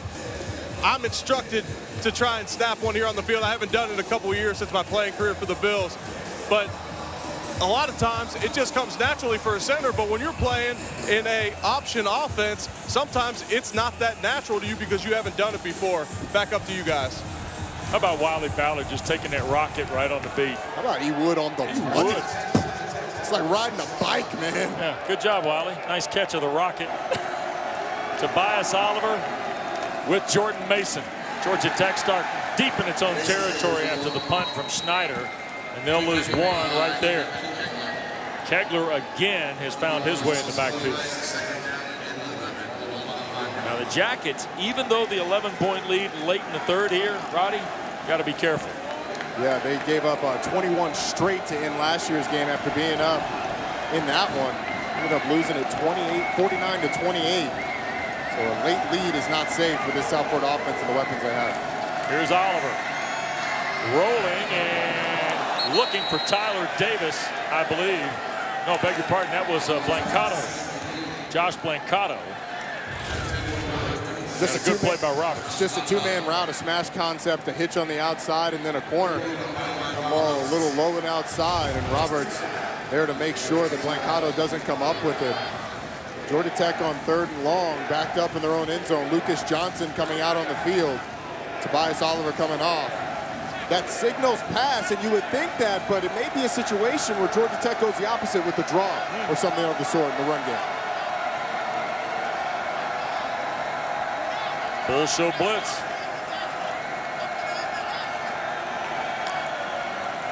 Here they come. Johnson bails. He'll turn it up the field. It's going to depend on the spot. I think he got it. Studstill put him out of bounds. And Johnson was able to peel the edge here for 12 yards. They got pressure up the middle, and it actually was a good cross blitz. But right up the middle pressure, there's nobody leveraging the ball on the outside. Lucas Johnson able to escape and get a big first down for Georgia Tech. That would have been a huge stop for South Florida. Johnson stays in, deflected, intercepted. KJ Sales at the 25. So the turnover by Lucas Johnson, and South Florida set up in plus field territory on Georgia Tech's first giveaway.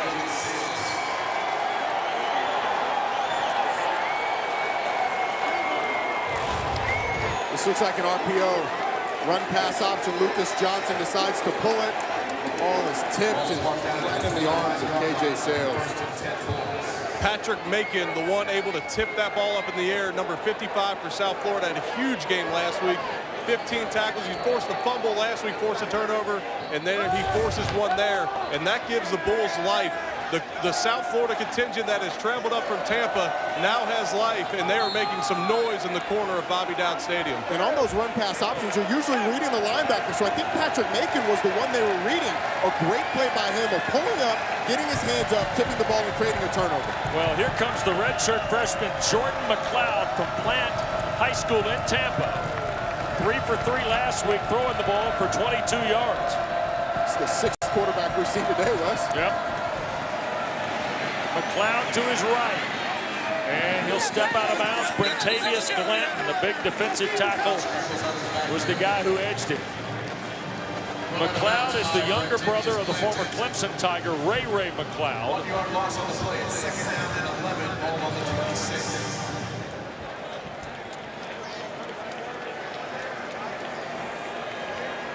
I don't know if Blake Barnett was shaken up or not, Roddy. They seem to have a little bit of momentum with Barnett running the ball. Good. And that may be part of the reason that you put McLeod in the game. He gives you the pass threat of a true quarterback, but also the running ability that you were to get with Jaquez Evans as well. McLeod looking to throw.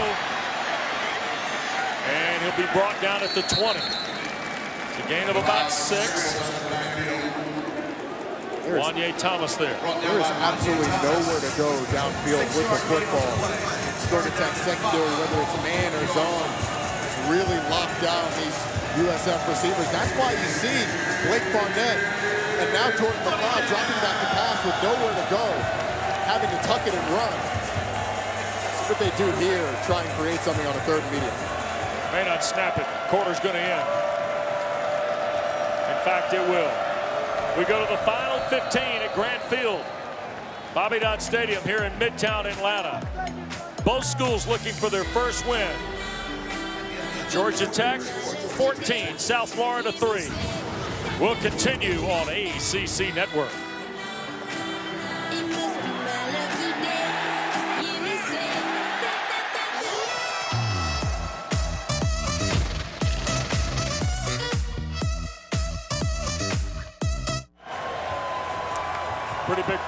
Pretty big play to start the fourth and final 15 minutes here at Grant Field and Bobby Dodd Stadium. Georgia Tech leads South Florida 14-3 with Roddy Jones, Eric Wood, Wes Durham. 3rd and 5 for South Florida at Georgia Tech's 20. McLeod stays in the game as the quarterback. Back across the middle, it's caught. Johnny Ford, touchdown.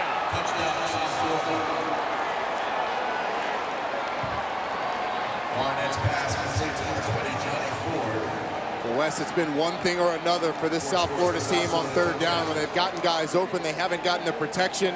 When they've gotten the protection, they haven't been able to get guys open. The coaches told us that they've got man beaters for Johnny Ford, and this time they get it. He get enough protection. Johnny Ford makes a move against Tariq Carpenter.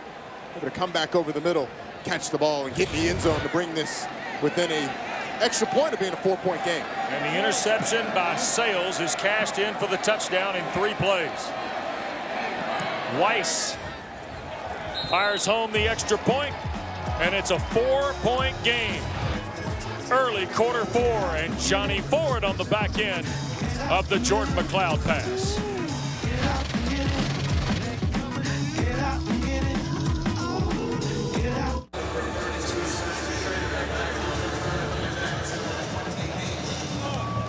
Early in the 4th, Jordan McLeod to Johnny Ford, the Bulls to within 4. Dante Smith, Nathan Cottrell deep. Cottrell signaled for the fair catch and made the catch, so the ball will be spotted at the 25. Don't forget, our quadruple header continues. Coming up next, Doak Campbell Stadium, Bobby Bowden Field, Louisiana Monroe and Florida State, and an ACC Network primetime football presented by Geico. The Canes and Heels tonight from Kenan Stadium at 8 o'clock Eastern, right here on ACC Network, and as always streaming live on the ESPN app. And here is Tobias Oliver now, Roddy, to operate the Georgia Tech offense. We've talked a little bit about this off air, and Eric was very adamant about the fact that he put Tobias Oliver in the game. He's moved the ball the best for this Georgia Tech team over the course of the game. Pistol set with Mason. Jordan Mason will get the carry. Wow, runs into a collision led by 55, Patrick Macon, after a gain of about 3. Macon, by the way, was going to play last year, missed the entire season after a preseason foot injury. He had already kind of sat out the 17 season as the transfer from Oklahoma State after originally going to Arizona Western. I mean, a lot of different kind of ports of call for Patrick Macon. Here's a running throw, and Amarian Brown pushed out of bounds, shy of the first down. It'll be 3rd and 1 here, and I think Geoff Collins a little coaching point for Amarian Brown there, Roddy. You understand your young receiver. He's not a big guy, ducks out of bounds, but he ducks out of bounds a yard short of the first down. Geoff Collins is telling him, you got to put your head down, dive, knife forward for the first down so that we can play another down. Now we've got to play a 3rd down if you're Georgia Tech.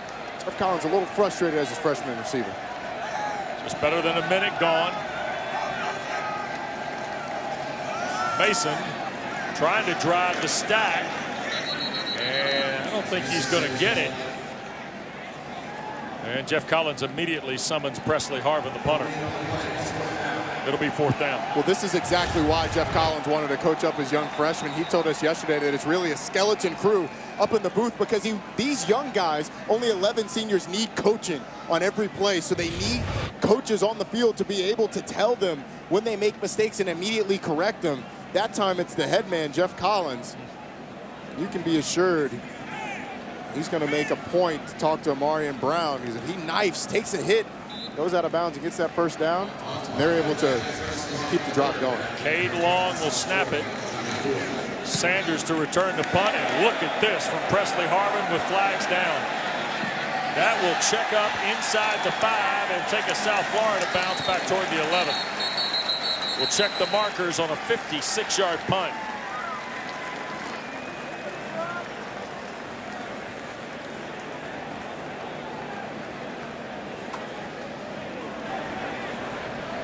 Illegal substitution, defense. Too many men on the field. 5-yard penalty results in a first down. Wow. Roddy? Unforced error again by the Bulls. It's another penalty. 1, 2, 3, 4, 5, 6, 7, 8, 9, 10, 11, and then the punt returner is 12. Another penalty for the South Florida Bulls, and we've said it over and over. You get 2 penalties on Georgia Tech's touchdown drives. You have a penalty on a drive earlier. Ball started unforced error for South Florida yet again. How frustrated are you if you're Brian Jean-Marie, the defensive coordinator, and Charlie Strong, the head coach? Yep, because you got to send that group right back out there again, fellas. And that's exactly what Charlie Strong talked about coming out of the half. Eliminate the penalties on defense.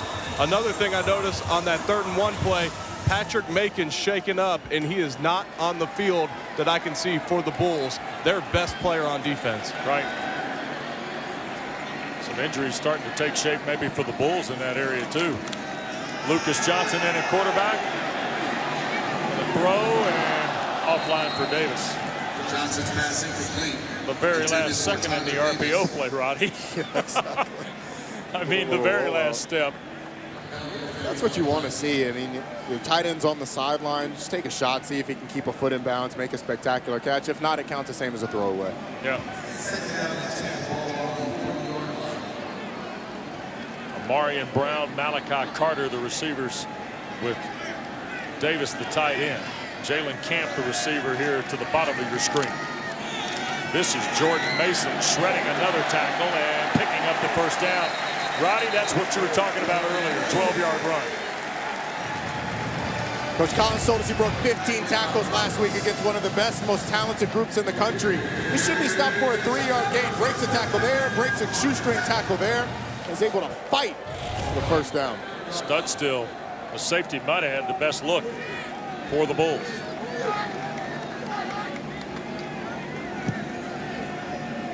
Lucas Johnson doing a good job using the hard count.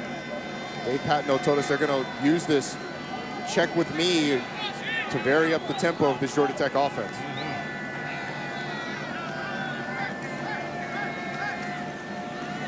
Mason again. Picks up about 4.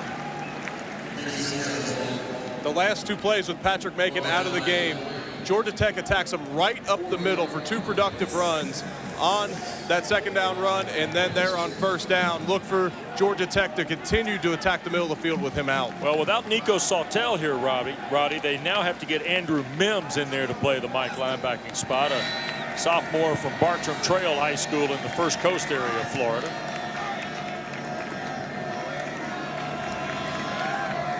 Second and let's call it 6 here. Johnson. And the catch is made. Dylan Devaney, ball pop loose. Bulls recover. It does result in the 2nd Georgia Tech turnover in as many possessions. Now, Wes, all these turnovers are reviewed, and we sat in the replay officials conference early in the year.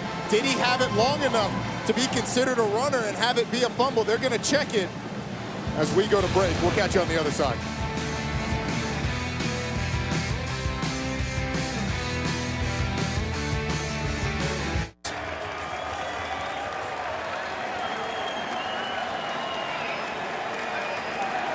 And South Florida gets it after the 2nd Georgia Tech turnover in as many possessions.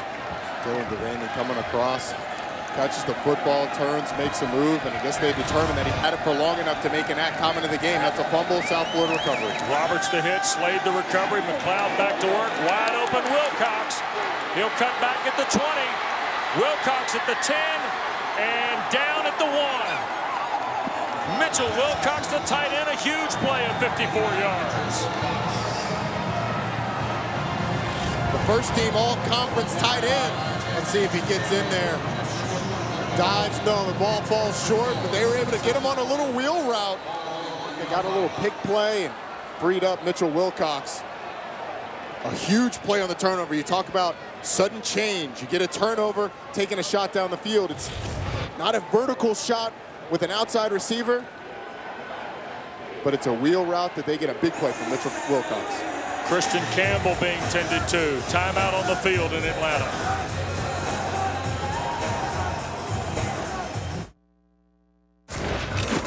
Well, before we went to break, you saw Jordan McLeod to Mitchell Wilcox, and it's a simple post and a slant, and this guy is supposed to cover him. Misses the coverage. Charlie Thomas not being able to get on Mitchell Wilcox up the sideline for 54 yards. South Florida with a huge play after the turnover. McLeod has engineered one touchdown drive and looking for another, and here's a procedure penalty on the Bulls.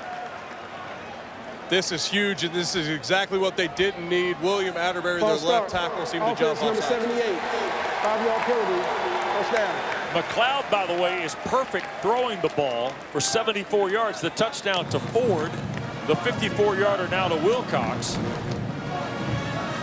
You know, Wes, the Georgia Tech coaches told us yesterday that they expected to see both quarterbacks. Right.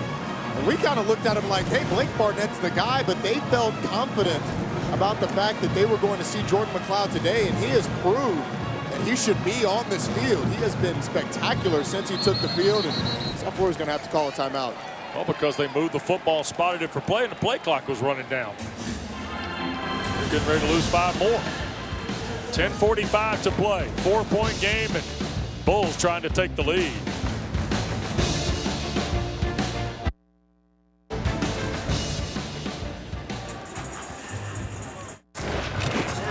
Four-point game. The Bulls are threatening, but they got to get started first, Roddy.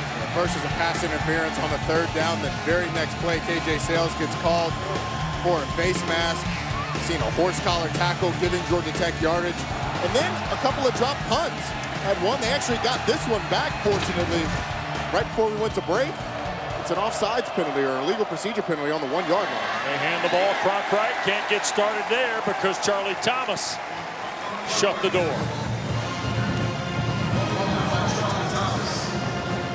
4-point lead for Georgia Tech. By the way, the clock did not start, I don't believe, did it? It did not. They got that was a free play for the Bulls. Doesn't look like anybody caught it either. Now it's started, but they got a free play. Here is McLeod trying to keep it, works around the outside, and he'll be slammed to the turf shy of the north goal. Charlie Thomas has played a key role in the last 3 plays. One getting beat by Mitchell Wilcox, the last 2 making a play. Able to get to the outside, takes down Jordan McLeod. Looks like his helmet may have come off, so we're going to see Blake Barnett back in the game for this 3rd and 1 on the goal line. Yep.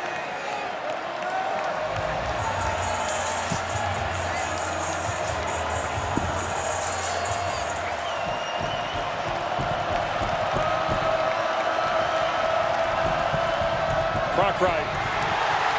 Did he fumble the ball? He did. Chemedzik comes out of there with it.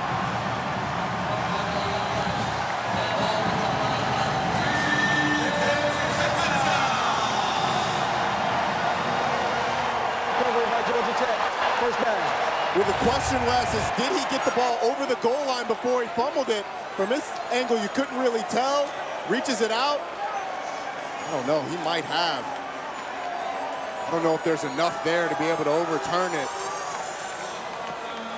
We'll see if they even take a look, but gosh, another penalty or another miscue for the South Florida team. So give us a look right down the line. You can see the pylon in the background. Does he have the ball when he gets to the goal line is the question, right? Is under further review. Look, the ruling on the field was a fumble. That's correct. So they're going to have indisputable video evidence to be able to overturn this. I'm not sure it's there. And Charlie Strong has got to be frustrated. You don't have to extend the ball in that situation. You're going to go for it on 4th down if you don't get it. Right. So if not, you just bury yourself in there, hope to get across the goal line. And Roddy, as a former running back, you got to go up over the top if you're going to reach it out. You can't reach it out in the middle of a pile. Way too dangerous of a play on 3rd down. You're exactly right, Eric. The situation that you want, as you can see, the ball, if you saw the pylon right where the referee is, the ball is past where the pylon is. The question is there enough there for that replay, for them to be able to overturn it? It's one of those I think it is. And if you ask me whether I thought it was a touchdown, the answer is yes. The question is, can you prove it beyond a shadow of a doubt? That's where IVE comes into play.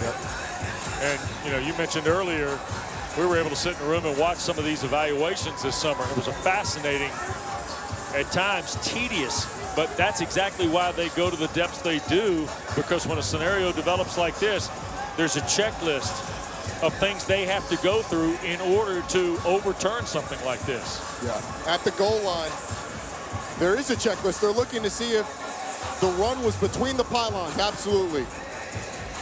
I want you to know that the entire goal line's in the end zone, and here we're going to get the ruling. After further review, the rule of the field stands. First down. It was one of those situations where if you ask me if I thought it was a touchdown, the answer is yes, I think it is. But was there enough on the replay to overturn it? And the answer is no. There's no clear shot of the ball going past the pylon or over the goal line, so you're not able to overturn it. And this South Florida defense is going to be relied on to come up with a big stop. But South Florida has had all the chances in the world in this football game, and they keep handing it away.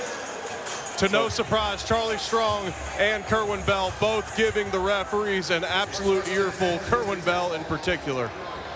Lucas Johnson, the quarterback, in the pistol set with Jerry Howard wearing number 5 behind him. Johnson on a boot, slips it to Davis, the tight end, flag thrown as he dives out across the 13 for a first down. If it stands, Mike Hampton tripped him up. I think they're going to get an offensive pass interference on this play, Wes. It was a little pick play to get Davis out in the flat, and it was a little too obvious that you had a bunch of bodies out there near the 10-yard line. That's exactly what number 2 Nick Roberts is politicking for and what he thinks it is. Marcus Woods and his crew have been busy. There is no foul on the play for offensive pass interference. The ball was touched behind the line of scrimmage. There's on the play, first down. So that'll stand. So if the ball is caught or touched behind the line of scrimmage, all bets are off. Right. You're able to do those pick plays down the field. Referees got together, determined it was touched behind line of scrimmage. Fair play by Georgia Tech. Ball at the 14, clock moving. Mason out of 1 tackle, almost broke a second, picked up almost 9. Jordan Mason has been really, really good again. The numbers are not going to wow you from a statistical standpoint, but the toughness will. Well, when they figure out the number of broken tackles today, that very well may wow you, because I would imagine it's somewhere in the double digits already. Second and short. We've had 3 turnovers in the last 4 possessions here, guys. Mason. Another cutback, a big pull, and Jordan Mason across midfield before Sales makes the play. 32 yards on the run for Mason. Takes him over 100 on his 19th carry. He's been physical in his running, able to bounce this one out. You get him in the open field, shows a little wiggle, breaks a tackle down the field. This man is having himself a day. Boy, Jack DeFore, nice clear out to help Mason hit that second level.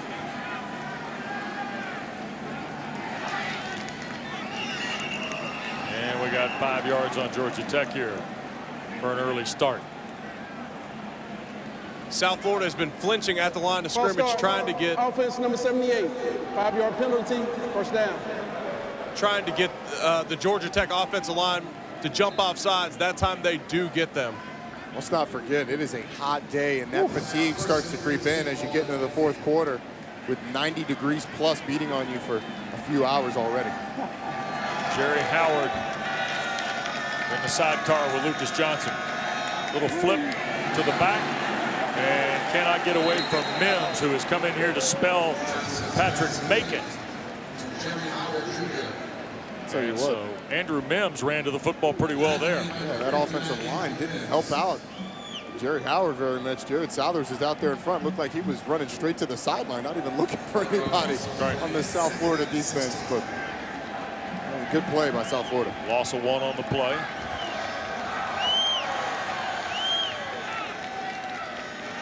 And now this process of check, read, and throw for these Georgia Tech quarterbacks. And we've seen all 3 today do some good things.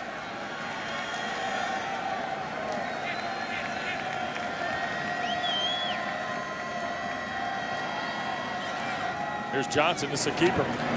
And he runs right at Greg Reeves, the defensive end. So it'll be 3rd and long.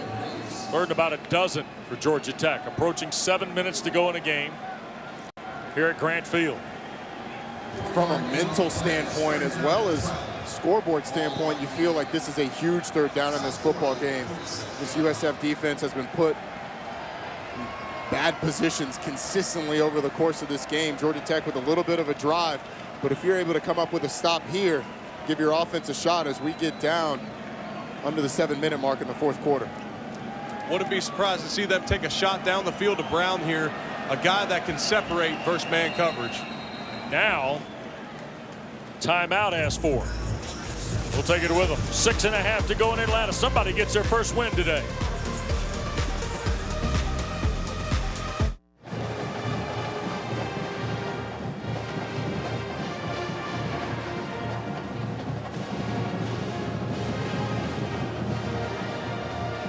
Has gotten so long. 3-3-5 that's caused it, you know. So 6.5 to go. 14-10. Georgia Tech in front. Don't forget, coming up, game 3 of 4 today on ACC Network. Louisiana Monroe, Florida State. Chris Cotter, Mark Herzlich, Ed Aschoff wait there, and then tonight, Sam Howell and Jaron Williams. A couple of rooks slinging the rock. And future quarterback in the ACC. A couple of nice debuts. Jaron Williams getting a little bit of criticism from his offensive coordinator. Feels like forever since we've seen Miami take the field in week 0 against Florida. You're right. Back for the 3rd and 12 here. South Florida before the timeout was up close to the line of scrimmage and press. Now they've got 2 safeties deep. Corners are backed off a little bit more. Mason is the back with Lucas Johnson. Snap to him. Johnson going to cut it loose. Downfield just beyond the reach of Jalen Camp. Trying to fit it in between Nick Roberts and it looked like Sales. Looked like it ended up being cover 3. You're just trying to hit Jalen Camp in the little seam. Just a little too far. Had that ball been thrown well, though, right on the number, I think KJ Sales would have had the shot to pick it off. As it stands, looks like South Florida's going to be backed up deep. Sorry, Wes. 6:24 to go. 2 timeouts left for both schools. Harbin trying to flip one over here. With Sales there, and he does. Checks up at the 5 and is down in the neighborhood by Nathan Cottrell. Let's go to the studio on a 31-yard punt and Jordan Cornett. Florida State, they are still excited. They're ready to get a win in this 2019 season, dancing along as they get ready to host Louisiana Monroe. That one's coming up in 5 minutes on ACC Network Extra. Back to you, Wes and Ronnie. Oh, I want one of those coats. Do you? Well, I want it for you when we go down. Okay, there you go. So the punt by Harbin puts the Bulls at their 6. And here comes Jordan McLeod, Roddy. He has been really good since he's come in the game for this team. This USF team, 2 for 2, 74 yards passing and a touchdown already. See if he can engineer this drive. Cronkright with him.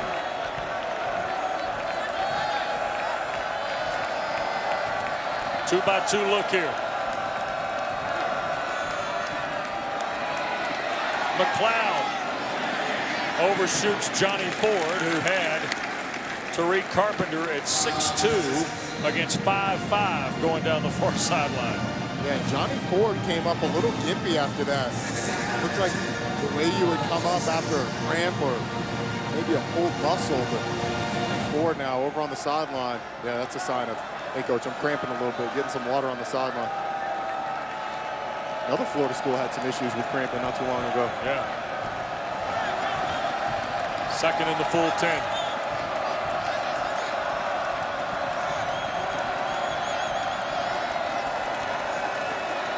Rushing 4.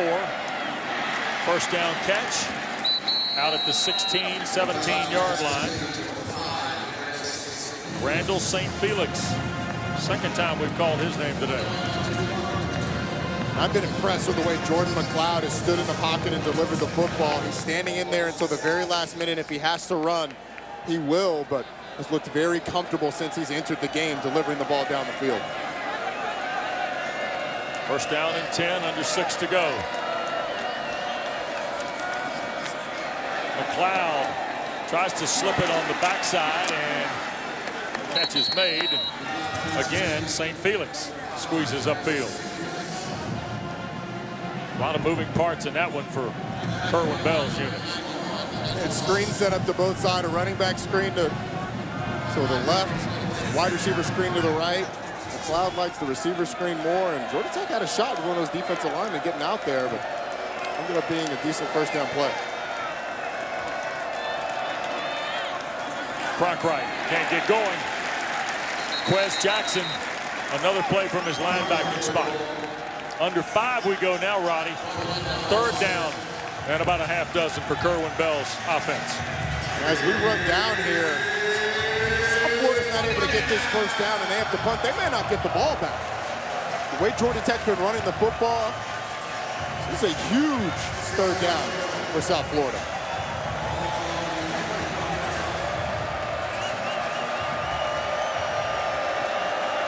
West, you've got press coverage on the outside. It looks like man. Expect Georgia Tech to bring some pressure. Here they come. McLeod flush to his right. In trouble. Trying to find a cutback. Does he have enough room? No, he doesn't. Brought down shy of the 25. He needed the 27. Charlie Thomas, the first white hat for the Jackets. Georgia Tech brings a twist up the middle. They get a couple of free runners right at the quarterback, but because you bring McLeod in, he makes some razzle-dazzle magic happen in the backfield. His offensive linemen are trying to get out front to help him out. Charlie Thomas eventually brings him down, and South Florida's going to have to punt with under 4 minutes left. And only 2 timeouts left.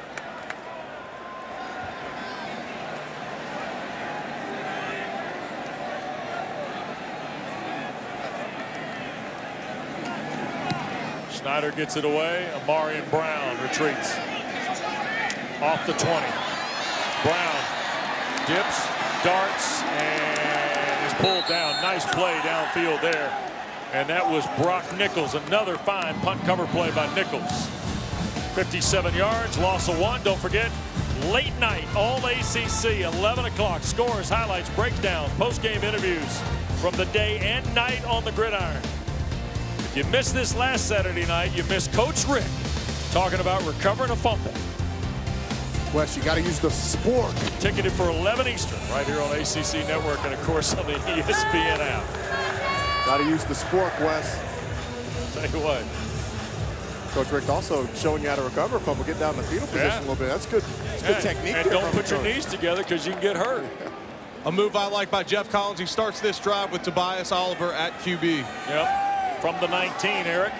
Go the Jackets, leading by 4. Oliver, right side, got a block. And Tobias Oliver tried to stay in bounds. Got knocked out. That'll stop the clock with 3:15 to go on the Nick Roberts shove.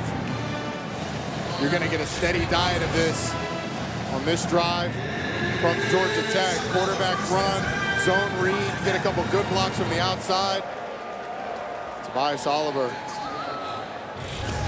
picking up the first down, and South Florida can't afford to give up another first down, Wes. Tobias Oliver's future may not be at quarterback in the NFL, but this staff thinks he has potential to play in the league either at running back or receiver. Geoff Collins told us this is a guy that could have played at any stop that I've been. He's an elite athlete, a guy that could have played at Florida, Mississippi State, could play anywhere in the country. And now, is that a delay on the Jackets, or did they get the timeout called? They did. Geoff Collins will be awarded the timeout. That will leave Georgia Tech with 1. So a 30-second timeout for the first-year coach of the Jackets making his home debut. Meanwhile, unforced errors here today by the Bulls once again might be costing them on the scoreboard, Roddy. Well, they've been terrible on third downs, 3 for 15. The penalties, though, you had the pass interference, the face mask, the horse collar. You've had a fumble at the goal line going in. You're on the 1-yard line with third down in a situation where you would have gone for it on fourth. And it's just been consistently shooting yourselves in the foot if you're South Florida. And now you need this defense to stand up and get a stop, because if Georgia Tech gets a first down, it's lights. Well, and the Bulls trail by 4 with 2.5 to go. And a loss would mean their 8th straight.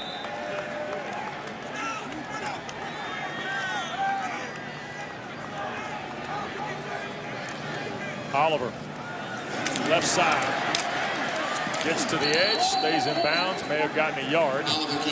Stud still led the tackle parade. And Charlie Strong uses one of the 2 left. So a 30-second timeout for the Bulls. Quarterback runs, the zone read, all of it's in play. Hazel Lee, you see him holding his hand a little bit. See if he comes out onto the field, and this offense does. This is a Georgia Tech offense that's already lost Mikey Minahan, Kenny Cooper, starting left guard, starting center. Hazel Lee would be a big loss for them as well.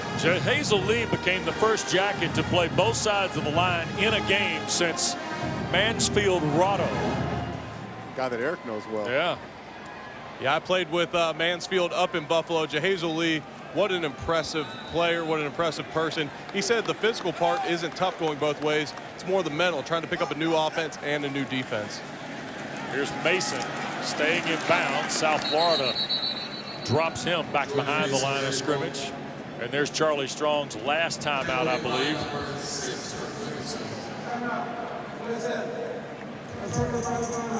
So 2:19 to go and 3rd and 11 coming up. So Georgia Tech trying to avoid an 0-2 start for the first time in 30 years.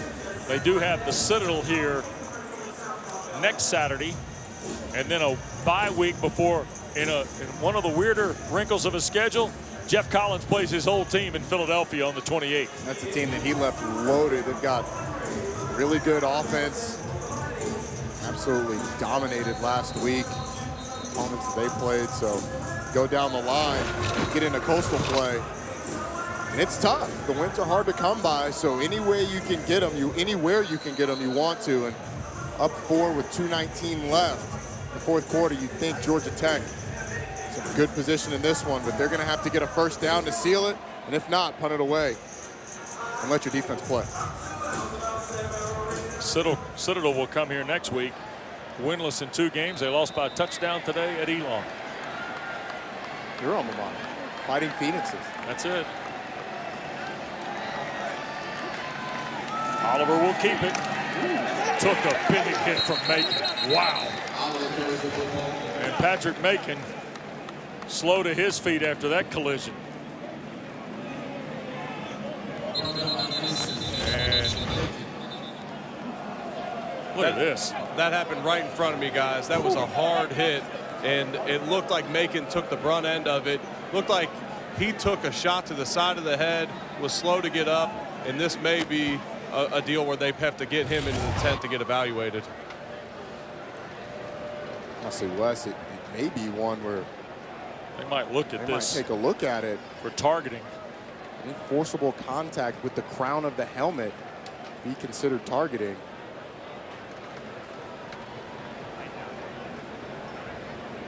Macon will be able to get off the field here. Watch how Macon makes his tackle, lowers the head right across the jaw of Tobias Oliver. This is going to be looked at, no question. The previous play is under review. Yeah, and it's under review for that. It's not under review for any portion of the game management. Yep. clock, spot, what have you. This is under review because of the emphasis on player safety. And look, a targeting penalty ends the game here. And fortunately for USF, it looks like that's what it's going to be. There's two types of targeting. There's forcible contact to the head or neck area of a defenseless player. That's not what we're talking about here. The quarterback is a runner. But any forcible contact with the crown of the helmet is considered targeting. The question is there the indicator? We talked about this last week in the game we had. Yep. It's forcible contact, an attack with forcible contact via a launch, a thrust from a crouch, lowering of the head, leading with the helmet, forearm, or shoulder.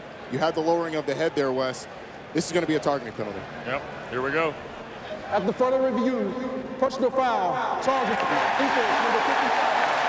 15-yard penalty added to the end of the play, automatic, first down. And that's game over. Yep, it is. Game is over. So South Florida has already burned both timeouts. And because the clock was running on that play, it's going to run here. Right. Once they set the ball for play.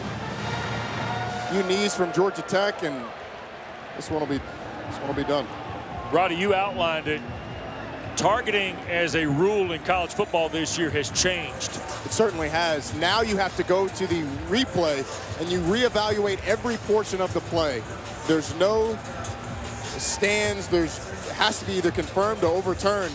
Looks like we may have gotten a penalty on Charlie Strong as well. After the play, unsportsmanlike conduct. Assistant coach from the defense. 15-yard penalty is added from that spot. First down. By the way, it also this year, the new wrinkle can be initiated from upstairs, and that's what happened here on the situation with Macon. And now Macon's going to miss the first half of the next game. Right. So it doesn't really hurt them losing him for this one because essentially this game is pretty much done, but losing him for the next game is absolutely huge. And a good hard play by Patrick Macon. In that situation, you got to teach your linebacker just to keep your head up, see what you hit, go low, go for the legs. But here, a targeting penalty essentially ends the game. Well, I asked Geoff Collins yesterday as Georgia Tech will run this clock out. I asked Geoff Collins yesterday, are you in a situation where you've done all this work since taking the job in early December? You know, the relentless effort today emphasis was relentless execution. Do you need to win a game to validate all that? And he was I thought the answer was unbelievable. He said, no, what we need to do is understand that we're building something here. And as long as we continue to take steps, winning will take care of itself. I thought that to be refreshing, number one, for a guy in his first year, and one who has been out there about what he wants this program to be. It is. This is a young football team. Only 11 seniors on this team. Hey, this is a crew that has to learn how to win in these situations. And to be quite honest with you, Wes, this is going to be a big confidence boost for this Georgia Tech team. Now, if you're South Florida, you have to be looking at this like we had all the opportunities in the world. We're literally knocking on the doorstep and fumble it away. But a fantastic first win for Georgia Tech and for Geoff Collins. Yep. Well, they'll welcome the Bulldogs of the Citadel here next week. And then a bye week before going to Temple. And then Carolina will be here the first Saturday in October to open league play, at least on the home portion of the schedule and in the Coastal Division. But Geoff Collins, born in Decatur, grew up in Conyers, went to Western Carolina. He was here as a GA, then a position coach. Comes back, and in his home debut as the 20th coach in school history, he beats an old nemesis from the American, South Florida. 14-10 is the final here today, and a nice win for the Jackets. Certainly wasn't clean all the way around, but a gritty performance, particularly by this Georgia Tech defense. They consistently held South Florida when they needed to, and then down on the goal line came up with timely plays and turnovers. Jackets a winner for Roddy Jones, Eric Wood, our producer Chris Damiani, our director Adam Bryant. Stay tuned. Louisiana Monroe, Florida State from Tallahassee on the way next.